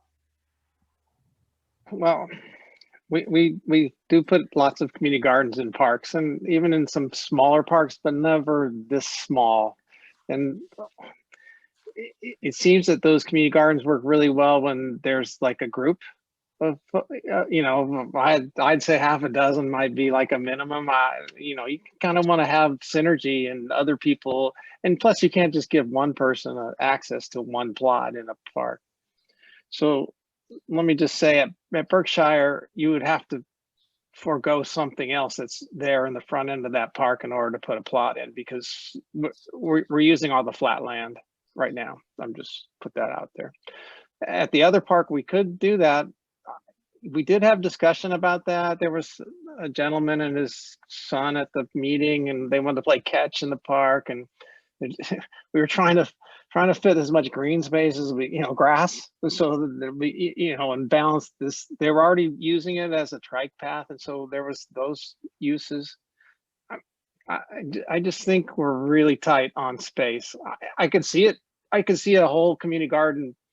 At GREVELIA, you could just make it all a community garden, right? And we could put in a couple dozen plots. It'd be kind of a neat little piece, but it's a trade-off. I really see it as a trade-off, and I don't see us putting in enough to make it really a fair or being able to go. And we don't want, you can't just cut off just for the neighborhood. You'd have, that was the other discussion out there, was if we have a community garden, then people could drive to it. I mean, you can't say somebody in the other end of town can't have a plot. So now, and we don't have any parking spaces. So. And then also, it's not much like our community garden, it is fenced off, and only the gardeners really are the ones going in. So you're building this park kind of for a group of people and not for your community, just to protect it, because then anybody could go in and take your vegetables or whatever you might be growing. So that's kind of one of those other things to look at. The community garden is very much just a garden with a small pocket park in the front of that. So. Were there any thoughts on, let me try and think, the Berkshire? We had more picnic tables, and I actually took those out kind of for that same reason, for gathering. There was 2 picnic tables by the Foursquare area that I removed, just because we already have the cafe style tables in the center, and having like 2 picnic tables next to it, I don't know if people would come and, just like the GREVELIA site, kind of use it as that place to hang out or have a family party type of thing. So we did remove it, but we still do actually have some in there. And so what we were going to replace that with was some exercise equipment. So I think we're going to be able to put 3 pieces there of exercise equipment. So that was honestly a change that I made, just knowing, having all the picnic tables, and it would entice more people to come from outside and not just your families that are there to have lunch. What are your thoughts on that? Any? I mean, I think it makes sense to have less tables for the reasons that you named, but I do wonder if we're looking at a larger fitness circuit or court in another park that is more meant to be used citywide versus within a neighborhood. Is it a strong feeling towards the residents in that area of having a fitness center, like any sort of fitness equipment in that area at all, or is there? We were trying to juggle between adults and youth, you know, to give that both. I think that's where we're kind of going from with David, right? And then, you know, but it's, you know, at first we only had one piece of equipment, you know, so, you know, we moved it to 3. We could put other things there, you know, or add, you know, different types of elements like we did at GREVELIA, where the crawling things for the little ones. You know, when we did our community meetings, I think it was some grandparents who might have had their grandkids with them and wanted to have a place for them to be able to play. So kind of looking at something for the adult to do and the children to do. So, but Dave, do you remember anything different or? Yeah, it was. I think it came about somebody when we were asking folks to help us on the design. One of the presentations was that they wanted to do exercise while their kids were playing Foursquare and being right there. So can we have the? It was like, well, that's the equipment doesn't take up very much of a footprint, so it's easy to put on a pretty small space. So even if we took those out, it's about a picnic table worth of space. So I don't think anybody asked for a whole lot of exercise equipment, but they did ask for it to, and they asked for it to be adjacent so that the caregiver could be close by to the kids. Yeah, thank you. I mean, I'll just note, I see in the chat that someone said, we live behind the Berkshire Park. We love the fitness equipment idea. So yeah, I think I would here want to defer to the residents around that park and the engagement and feedback that's already been given in terms of whether that's something they'd benefit from. Okay. Yeah, I think that comment came from the Wong family, who said that. So I just wanted to throw it out there because it was something I took the benches out and I said, you know, add some equipment. So sounds fine too for Selena near Berkshire too. So no problem. I will not move that out. Andrew has a comment. Has all of the commissioners been on site and seen the how small GREVELIA is, how close the proposed path is to homes? So. I will say, I will step up. I have not. I'm planning on going this week after we received all this information to kind of get a better visual perspective of what is going to be planned on being placed there. Yeah, this is Commissioner Kwong. I have not done an on-site inspection, but I will go ahead. With respect to the fitness equipment, that goes back to my original comment that if that's something we're considering, we should, you know, I wanted to do a study to see what the risk potential is. And I think you said that the people that manufacture this equipment might have some studies as to the probability of liabilities for having fitness equipment. Okay. Studies. Sheila? Yes. Yeah, I have been past the parks numerous times, or the locations numerous times. And I was there again today, after having gotten our packet and evaluated it again. So I'm real familiar with both Berkshire, which is closer to the area of where I live, and GREVELIA. Yeah, I've been there many times. Okay. I have not been to the Berkshire location, but I have been to GREVELIA. Yeah, and I have been by both. Although I don't know that I was able to see exactly where the proposed path would go at Grevelia before seeing this plan. So perhaps that's something we all could commit to doing. Sorry for the noise. Is to go and actually measure, right, and see exactly how far that path is from the perimeter, I guess, before we make a final decision.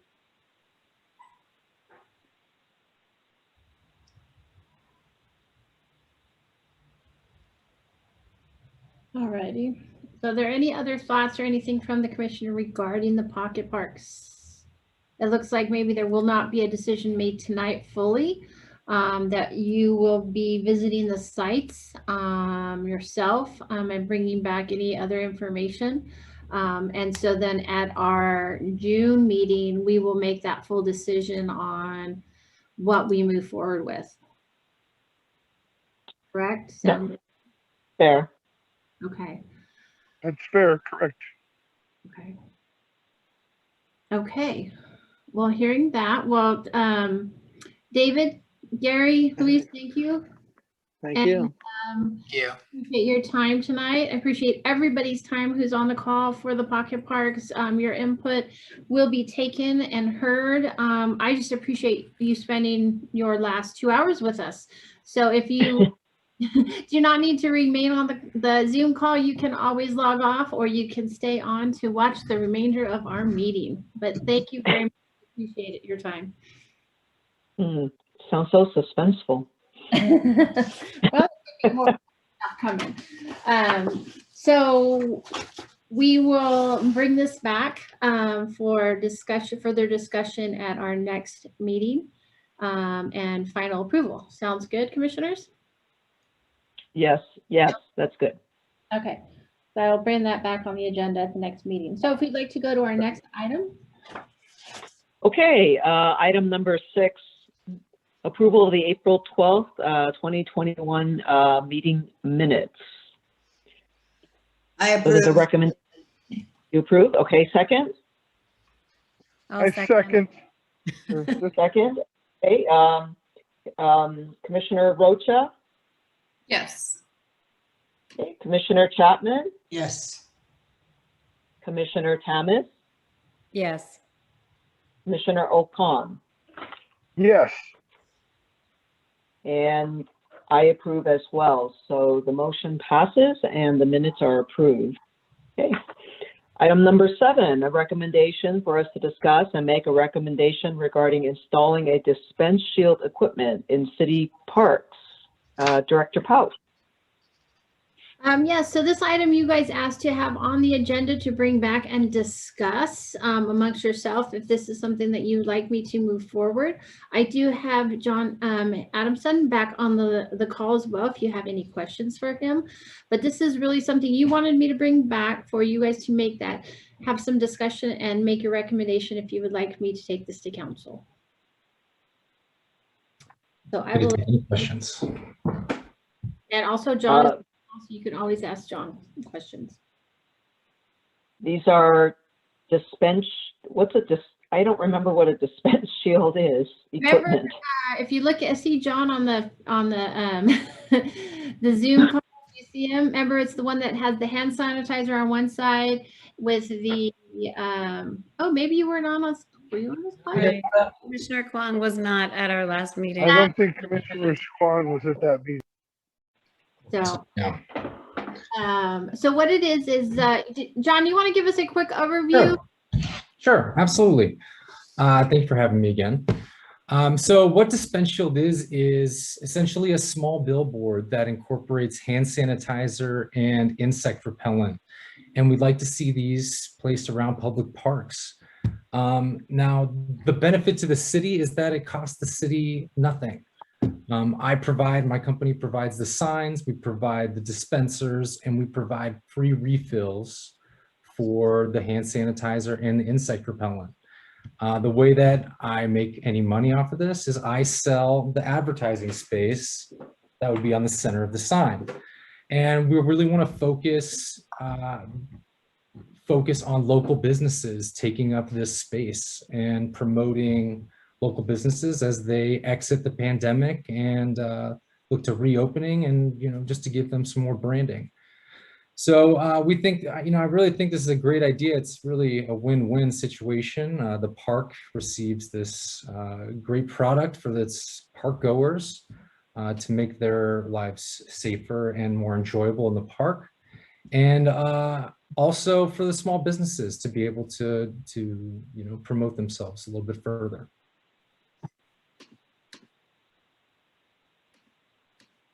Okay. Anybody have any? Go ahead. I think I remember seeing the agenda packet. I couldn't make the meeting, but I remember seeing the agenda packet, and I found it intriguing. And I suppose if the signs are tasteful and they complement our environment, it's not something that I would oppose. But if they're not tasteful and they're big, I would have some concern. I completely understand your concern. And what we want to do is work with the city to create a sign that the city can be proud of. That this, we don't want to just install something without city approval. We want the Parks Commission to be involved. So we've created some mock-ups that we think would look great at the dog park or Garfield Park or down by the Little League fields. And so we think where there's high traffic, where people are interacting or, sitting next to each other to watch a Little League game, this would really benefit them. And, if you look behind me, you can see this is the first sign that we made. It was designed for Brookside Golf Course. Unfortunately, they work with a marketing and advertising agency and it was a conflict of interest to use our product, but they loved it. I'm talking to Chevy Chase Country Club this week, multiple churches around the area, different public venues, and we're getting a lot of traction. And it really seems to be taken off. And I really would love to see the city of South Pasadena incorporate this, and hopefully it can, go even further. So towards metro stations and the public library and things like that. We're working on a version 2.0 that's a digital version with a single dispenser for indoor and kind of closer, kind of tighter areas like metro stations. I kind of like your suggestion that if it can be placed in areas that are high touch, high contact, then it's a good public health service to the community. Absolutely. It doesn't cost the taxpayers a cent. And that's sort of our big shtick. Yeah. So a quick question sorry. So if we push this forward to the council and but we don't have the drawings or what the designs are going to be yet, would those designs and ideas of where it's going to be situated come to the Parks and Rec Commission first before they would go up? Absolutely. I was, it's logic. It's pretty kind of logical. You can think of certain places like, walking into a park. So somewhere towards an entrance or an exit, by a bathroom, or by a playground, where there's a lot of traffic, or by a picnic area.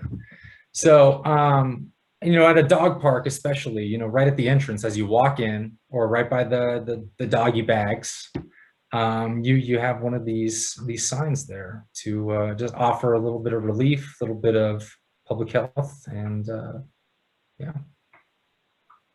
But yes, I would definitely like to have the city approve the location. How I want to do that is I'll create a map, and I'll put the locations that I think are good. I'll take some pictures of that area. We'll superimpose a sign on that location, and we can present the park with these locations, and you guys can approve whatever locations you want. A question. Yeah. I believe last time it was discussed that the way that you would make your money would be that you would be selling the advertisement to basically, hopefully, the South Pasadena business community. So Correct. therefore, where you see the rose on your little display there, it might say, I don't know, I got to think, Mama's Pizza, just for the lack. It would be her logo. Is that what you would be talking about? Or Great would question. you be able to design their own, or what's the situation? Great question. Thank you for asking that. So the rose would actually be the South Pasadena city logo, or the seal. Okay. The permanent branding on the sign would be Garfield Park, South Pasadena or Pasadena Dog Park, and then so this would all be branded, permanent branding to the city, maybe even the city website, for example. This space here, where it says Dispensio, this is actually the advertisement.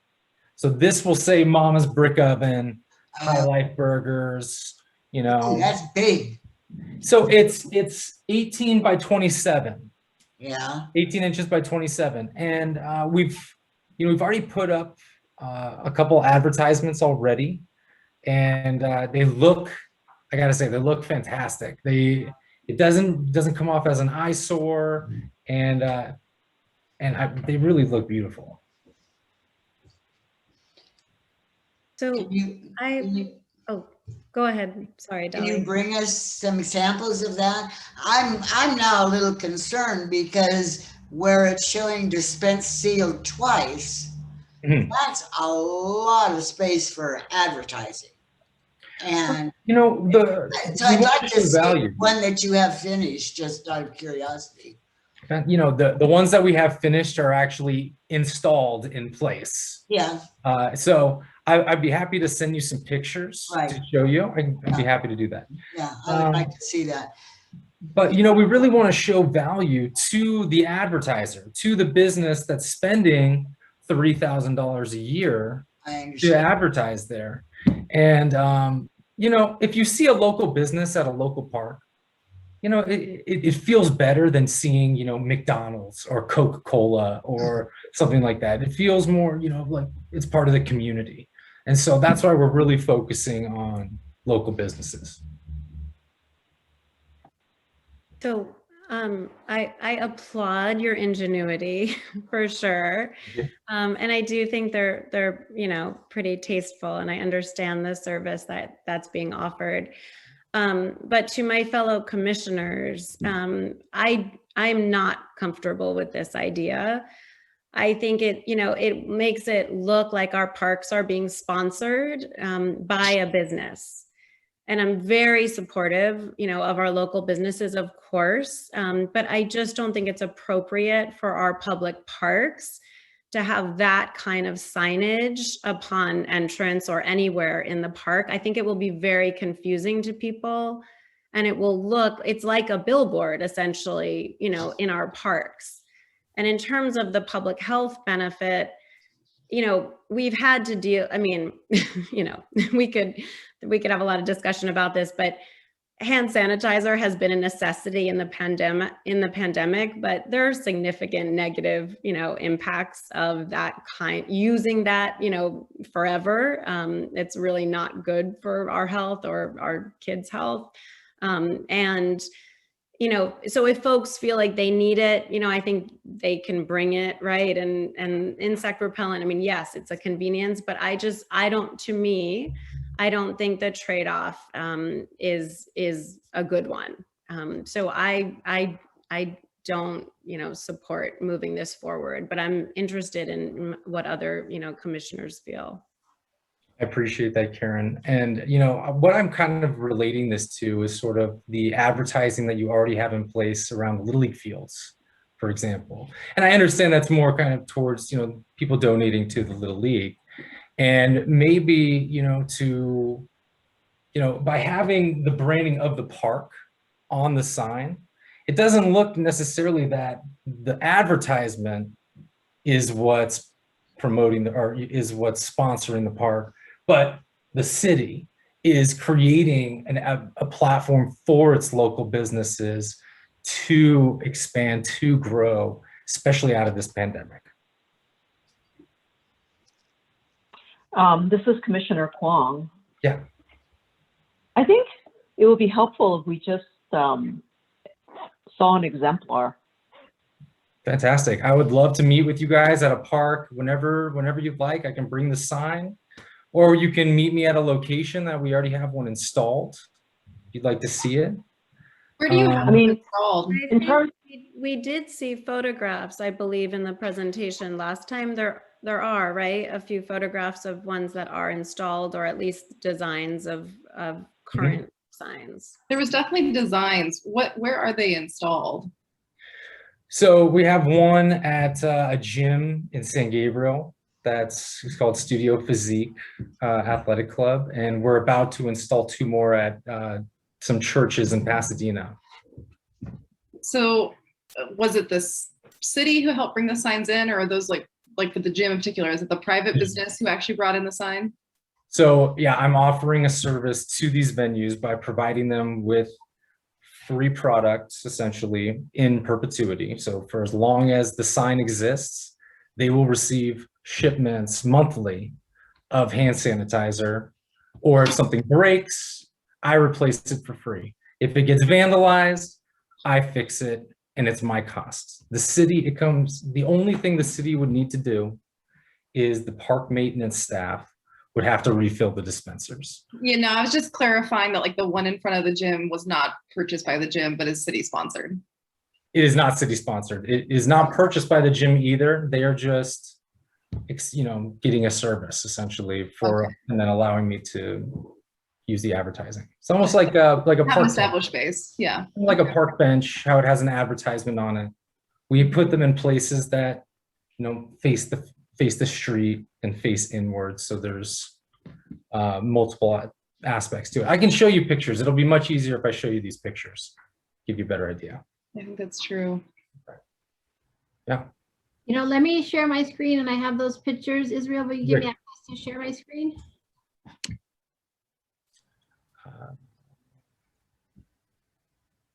I do not have, okay. Okay. Is it sharing? And that's that's a much bigger than what it is. It's not to scale, but that is kind of a general idea of what it would look like. And I've also created, I also have a PowerPoint presentation that shows it kind of, the product, what's in them, how it works. So you can refer to it. I'd be happy to send that to you as well. I think that's too big for purposes of putting in a government space. Okay. I think that's really big for purposes of a government space, which comes across, I think, as Commissioner Thomas says, it comes across as branding and endorsement by a government entity branding a particular business. So that does concern me a little bit. If it was a little smaller, and maybe if there were more than one advertisement, and it was smaller and it was not so front and center, I think you won't have that issue of branding. Like, imagine a church putting an ad there right in the middle of a public park. You're going to think it's a religious park. I wouldn't see. Another thing also is that when it comes to the advertisement, are you saying that because when it comes to the church, I'm sorry, I misunderstood you when it comes to the church. What I'm saying is that at a space like that where it's dead in center, and I was just saying, using as a hypothetical, what if it was a church that put an ad in there, and then you have a resident that comes and uses that facility, and they see this giant ad with the church, they're going to think that it's a religious park because of the impression that you gave. And then that's when it becomes a form of branding. And I only say this mainly because the sign is so big.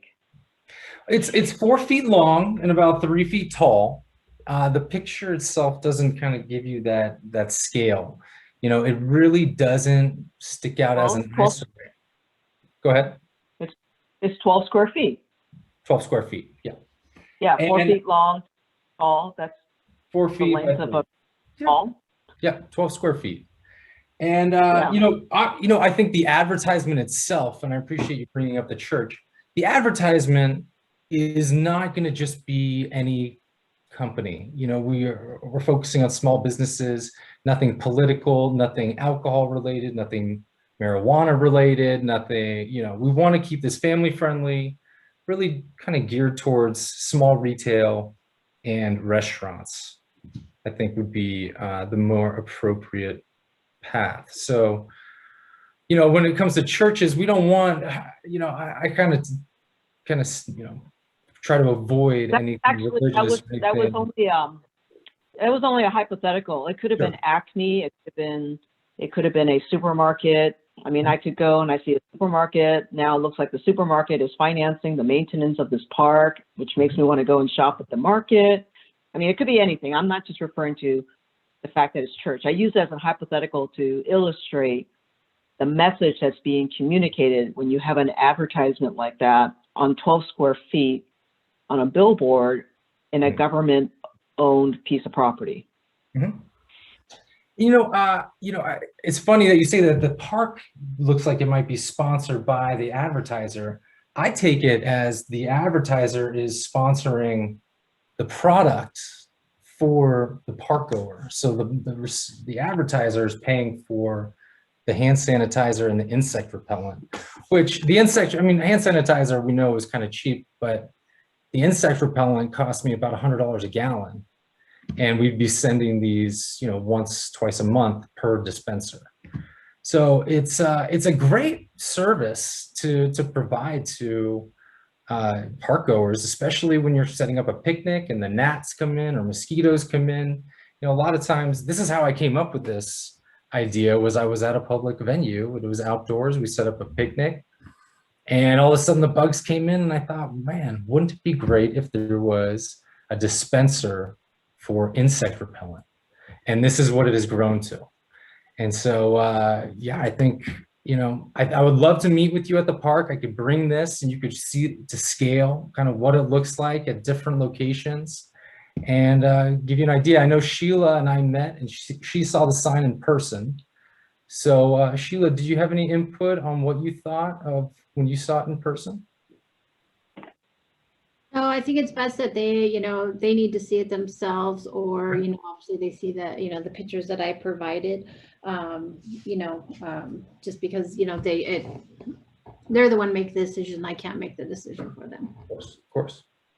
So I'd love to meet with anyone else at Garfield Park or the dog park to give you an idea of what it looks like in person and kind of ease some of these concerns. I have less issue with the advertising aspect of it, because anytime that you have a city event with sponsors, any sort of like concerts in the park that have local sponsors, I mean, you put that into marketing materials, into, you know, banners, or if you go to a public art event and you have it's not a brochure, what is it called? But essentially, you know, a booklet, like having sponsors listed on things is not overly unusual, nor do I think it's overly misleading. It's actually pretty common practice. I think the Little League field is a good example of that. And it makes me wonder if we're worried about how it looks within the parks and integration, maybe if the commissioners are interested in this, maybe a starting point is at the Little League fields to see if it's well welcomed by those families using those Little League fields. And will be in a space that already has, again, fairly commonly set up of showing sponsors. Nonprofits have to do this too. I used to work in nonprofits. You have to list your sponsors on everything. I mean, it's pretty common practice. I'm sure the school district does it too if they have any sort of sponsorships of events and that kind of thing. Yeah, That's a great idea. You know, Victoria, that's a great idea. Start I'm sorry. I think that is, that's definitely true. And I mean, I think we're all familiar with that concept, especially in the nonprofit world, but I think there's a real difference between temporary, sponsorship and even, at the Little League fields where my family spends a significant amount of time, but it's very clear that the team, they're sponsoring the teams and not a city owned, taxpayer supported public park. So I just think there's a real distinction there. So, I mean, I don't feel that I need to see an example in person. I don't know if, of course, if my fellow commissioners do want to see that, we can put this off again, or perhaps Chairperson Kwong, if we're ready to take some kind of action, or if there's more discussion, what do you think how should we move forward? My thought is, I don't want to discount it altogether, but I'm also I've taken into consideration all of the relative thoughts of everybody, and they're all valid points.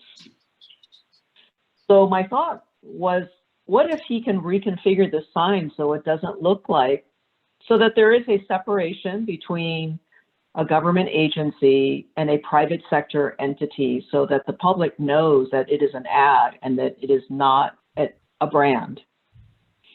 So I think if he made a smaller sign in a less conspicuous place where it doesn't give that impression, I think that's something that, we owe it to him to reconsider that if he's willing to do that. I know it's always good to have a 12-foot sign, which does wonders for advertisement, but I am concerned about the image that we portray to the public when a resident goes and uses a government facility. So a smaller ad, right.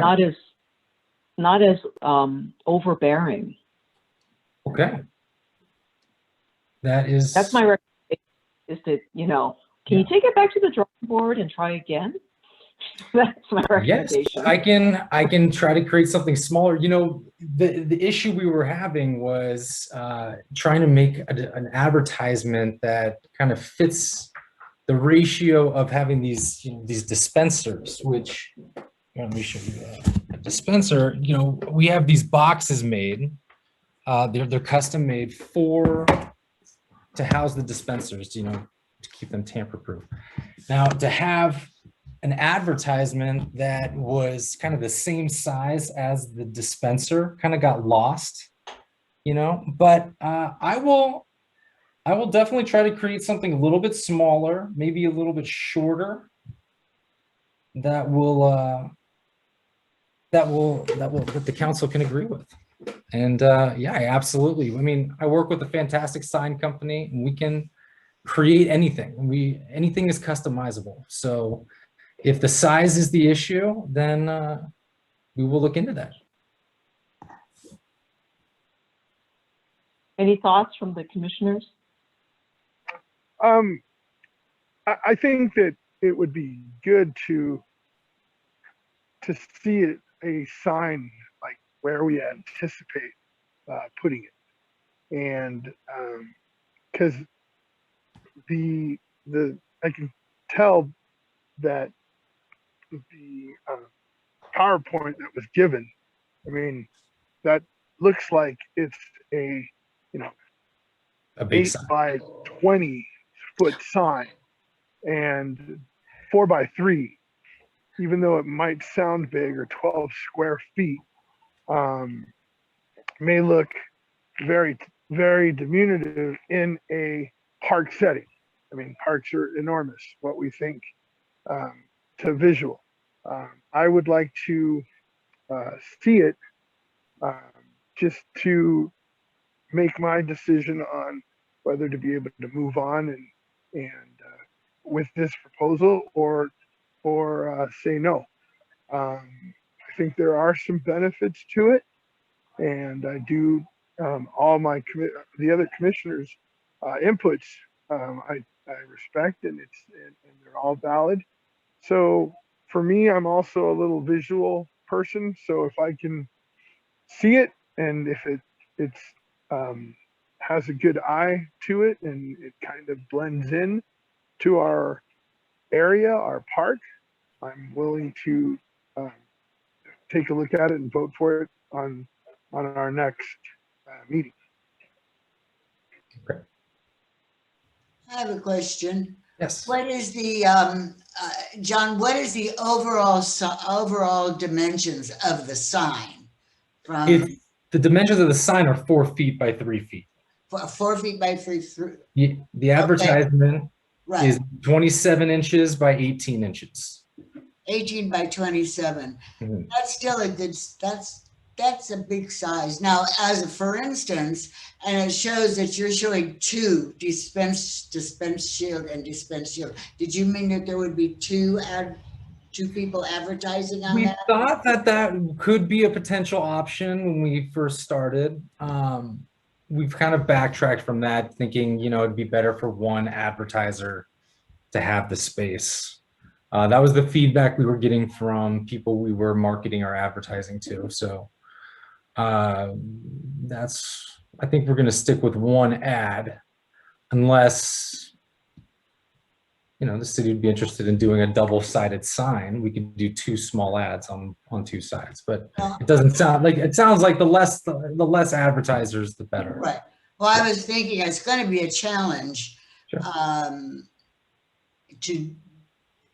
for the various people that you are trying to sell the ad to put their ad in a distinctful design way on an 18 by 27. That's a good size. I'm a designer. I do presentation boards on 18 by 24. So they're a good size. Yeah. And I mean, let's say Ace Hardware. Mm-hmm. Let's say that's the ad. That's a lot of white space behind Ace. Yeah. I don't know how you're going to deal with that. I think it's going to be a challenge for each one. And is that going to have to be brought back to design review or to our commission or to some commission for each particular one? Dolly, thank you. I think we would come up with a set of guidelines that you would like me to abide by when it comes to the advertisement, but to go back to design review back and forth, I think would take up too much time and go very slow. I think there needs to be some parameters set in place that I would need to follow, of course.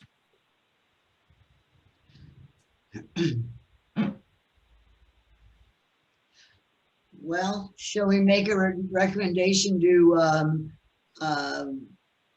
bring it back next time? But prior to that, for the commissioners that would like to meet with John to see the sign on site, and to maybe, I think the last time you were going to bring us a concise proposal back for us to discuss, because last time it was really a concept, which is essentially what you're showing now.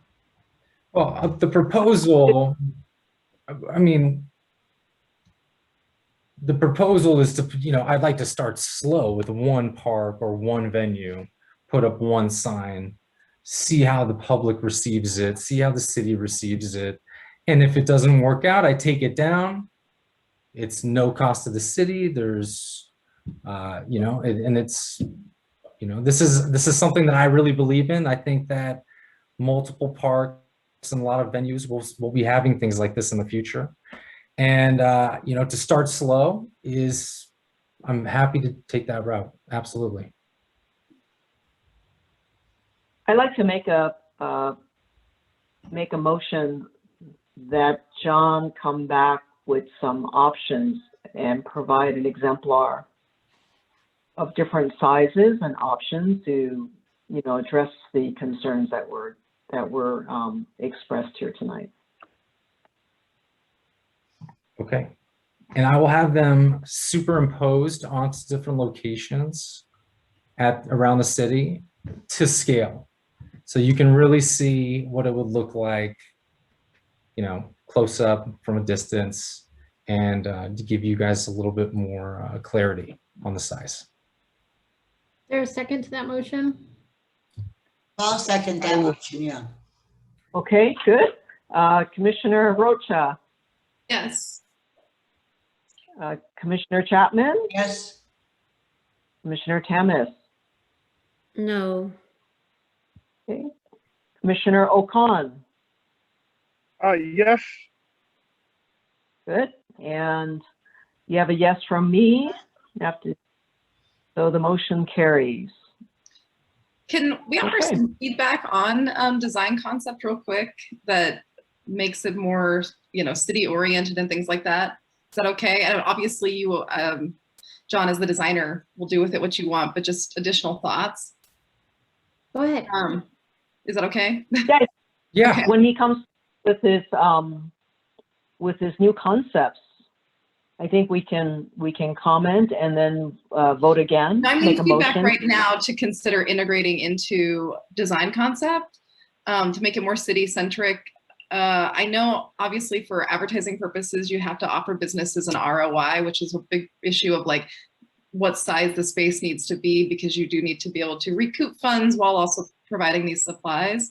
But if there was a way of making the advertising space a little smaller, I know you're going to have a city seal, but what about including something like even on the sign, the city, like a QR code that this, like people can scan with their smartphones that take them to the city website or things like that. Something that directs them back to that this is a city park and makes it a little more city oriented in a holistic way, in addition to the advertising. Great idea. You know, that's something that we've come up with, you know, putting the city logo, putting the website, putting a QR code that takes you to that space, or a phone number to, I don't know, you know, any kind of service. It doesn't matter. Whatever the city wants to have permanently branded, we're going to feature that on the sign without question.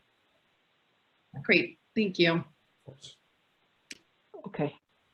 Thanks for your time, John. Thank you so much for having me, and look forward to presenting some options for you next time up. Thank you. Okay. Right. Thank you, John. Thank you. Have a good. Okay. Bye-bye. All right. Bye-bye. Okay. Item number 7. I'm sorry, number 8. Summer event subcommittee discussion recommendation regarding summer event committee discussion and recommendation on summer events and activities. Director Pouch. Yes, I was lucky enough to meet with Commissioner Ocon and Chapman regarding our summer events. We discussed concerts in the park. We discussed movies in the park, Shakespeare in the park, National Night Out, summer camps. The one thing is I did send out the current health code guidelines for outdoor entertainment, which, yes, it was the May 5th, but it could change June 15th, but going with what we currently can do. So currently for any kind of outdoor entertainment, such as our concerts, movies, Shakespeare in the park, I have to have somewhat of a fenced off enclosed location that I can bring people in a door and then, you know, in one area and out another. And it has to have, so for a concert, I would create, we would have to move to, first of all, move to Orange Grove Park because it's fenced. It won't allow people just to walk in. You have to pre-register for the concert. You have to have a fully vaccinated area. So those who are fully vaccinated, I can give them a 8x10, 10x10, 10x12 space. They can have up to 6 people in that space, and then the areas only need to be 3 feet apart from each other. But anybody who's not vaccinated can't enter that area or fully vaccinated. And then you have an area for everyone else, which you would keep in a 10x10 space, 10x12, whatever space we want to create, keeping everybody 6 feet apart. But your group can only have 6 people in it. So it really limits what we can do for concerts. It can happen. It's just concerts in a very different way. And so, you know, looking at how they have a fully vaccinated area and a, you know, one area that's not fully vaccinated or vaccinated, is just creating the area, the entire Orange Grove Park area, to anybody to come in, vaccinated or not, but have to stay within their, you know, really, I have to chalk out an area for someone to sit in, for people to sit in. And so their family of 6 can sit in that area. You know, so it's a very strange, very different way of doing concerts, but it can be done. Same thing with movies. Your family comes, they stay in their little area. They can go to the restrooms and do those kind of things, but everybody kind of stays in their box per se. So it can be done. So we're looking at, you know, doing concerts, 2 concerts this summer, 2 movies this summer. So concerts, you know, we have some different genres, and I did just get the email yesterday from Commissioner Ocon, so we're going to kind of pick those 2 concert or performances. We did pick our 2 movies. We'll be doing Onward and Abominable. Thank you to Karen and her girls, her kids who picked the movies for us. We will probably do National Night Out, and just on a different scale, just because normally our National Night Out is a lot of games kids can play. And we're still looking at those guidelines on how kids can play games, that they might have to, you know, all touch the same ball that goes through. So it'll probably happen just on a different type of scale this summer, unless everything opens and I get to change. It's a day-by-day process, but and then camp. We will run camp. Sorry, my puppies are barking. We will run camp. It's just, when I wrote the report, I had to do pods of 15. Since I wrote the report, we can do pods of 30. So we'll do pods of 30 kids, probably either 2 pods of 30 for a total of 60. Harley. And we'll do it here at Orange Grove Park. If at any part, anytime we have to change things for, we will make any changes as we go. But I think we'll be good if we have, you know, the 60 kids here. We do have our mid-level, we have our lower level. We also have our outdoor gazebo area, and then we have our field. So we have 4 groups of 15 that can be kind of interspersed in those areas throughout the day. So we can still offer camp. Camp's one of the things parents have been calling about. They're going back to work and their kids need to go somewhere as well. So we're working on that. Let's see. So our biggest thing would be changing concerts here to Orange Grove, which is very different, unless on June 15th, the guidelines change and I don't have to keep the enclosed areas, because I have to fence it off for these guidelines. I don't have to fence things off. I'll move back to Orange Grove or to Garfield, and we will have our normal park settings.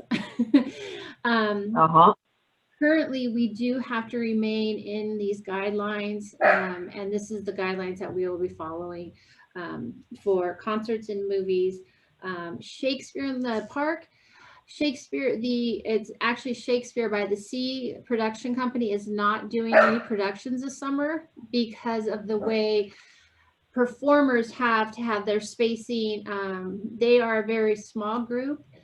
They bring their own stage and kind of changing areas. And so a lot of their, the performance side of things has changed, and they really run off of donations and have to do things off of donations. So they will not be participating this summer. So we won't have Shakespeare in the Park, but we will be having those other events. We will be starting more in July. Obviously, our first date would be July 16th. So maybe by July 16th, things are open even farther. We might not even be in the and we'll be able to somewhat go back to normal, and then we'll have summer concerts normal. So it's kind of this weird thing that we're going to do it. We just have to kind of watch how these guidelines progress over the next month and a half. And then probably really lay things out like right before, July, and then to be able to start publicizing everything before the July 16th, the first activity. But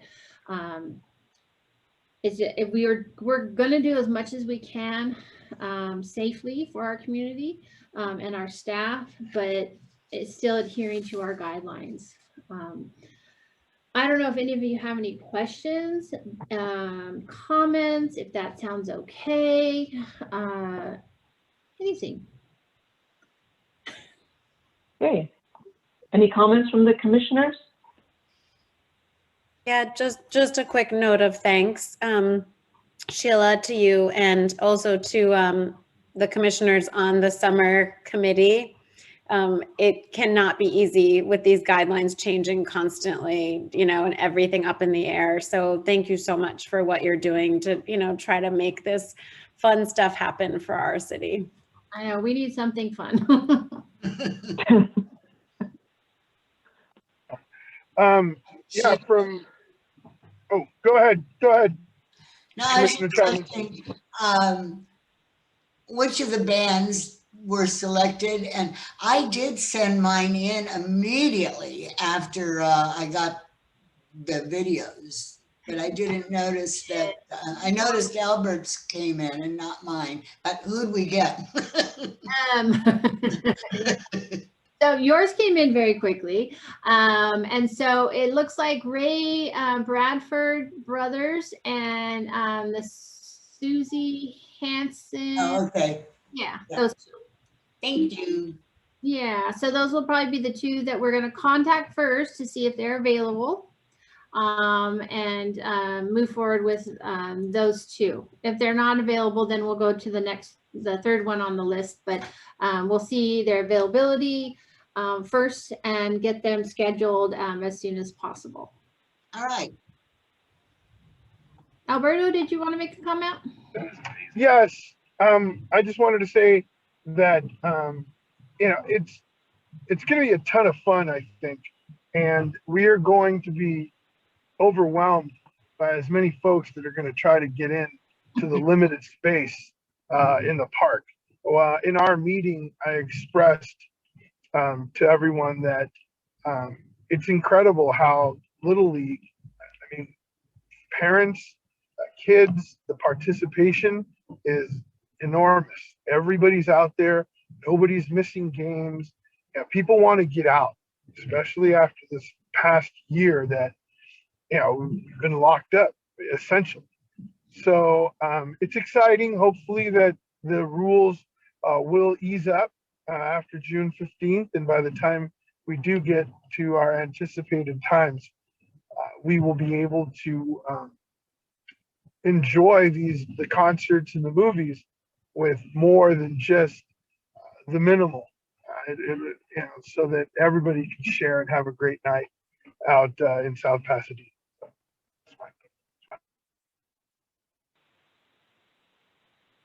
Yeah, I just want to echo similar to what Commissioners Tamas and Ocon said just about staff. So much of this is about making the reservation now, anticipating that everything is going to keep loosening up. We have to have our names and our hats in the ring to be able to get these things in place, and then hopefully things will continue to loosen. And it's just great that the staff is, making all the contingency plans needed to make this happen. Also, Commissioner Tamas, good choices from you and your girls on the movies. Shamefully, I will admit that I play D&D, and so I love Onward because it reminds me of playing Dungeons and Dragons. So thanks for everyone's choices and participation. It's awesome. Great. So if we are good, if you guys would like to make a motion to move forward with those summer events, I will start staff moving on forward on contracts and getting things set in. Okay. I will make a motion to move forward on the recommended summer events.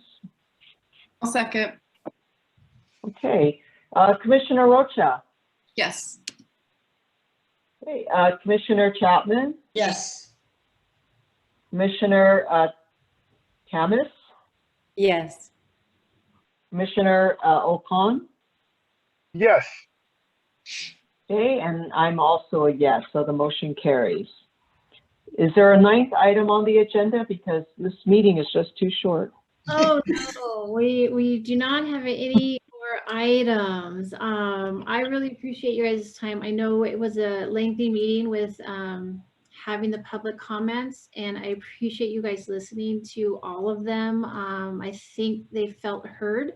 And next meeting, let's really have that discussion on what we want to make sure gets added or removed from the park. So please take your time to visit the parks, look at the plans, call me, ask me questions. If I don't have it, I will for sure call Dave, so that your decision is informed and your recommendation is informed to our council. And then when I go to council, I can say that, each one of you have, seen the park and seen the plans and been a part of the community meetings and, are behind these 100%. So I know it's time consuming, but it's also nice. You might be out there and a resident might be walking by and you might be able to have a conversation with them too. So I just really appreciate your time. We are going to get this done, you guys. We're going to move this forward. I enjoyed the comments. We have some thoughtful residents. I enjoyed listening to them. We do. We really do. And Mayor Pro Tem Caccioti, did you have anything to say, or are you just joining us for our long evening? Just listening, Sheila, that's all. Thank you. If there is nothing else, then I will let you adjourn us. Christine. Okay, well, thank you. Thank you very much, everyone. Have a good evening. You too. Good evening, everyone. Bye. Thank you. Bye. Bye-bye. Much.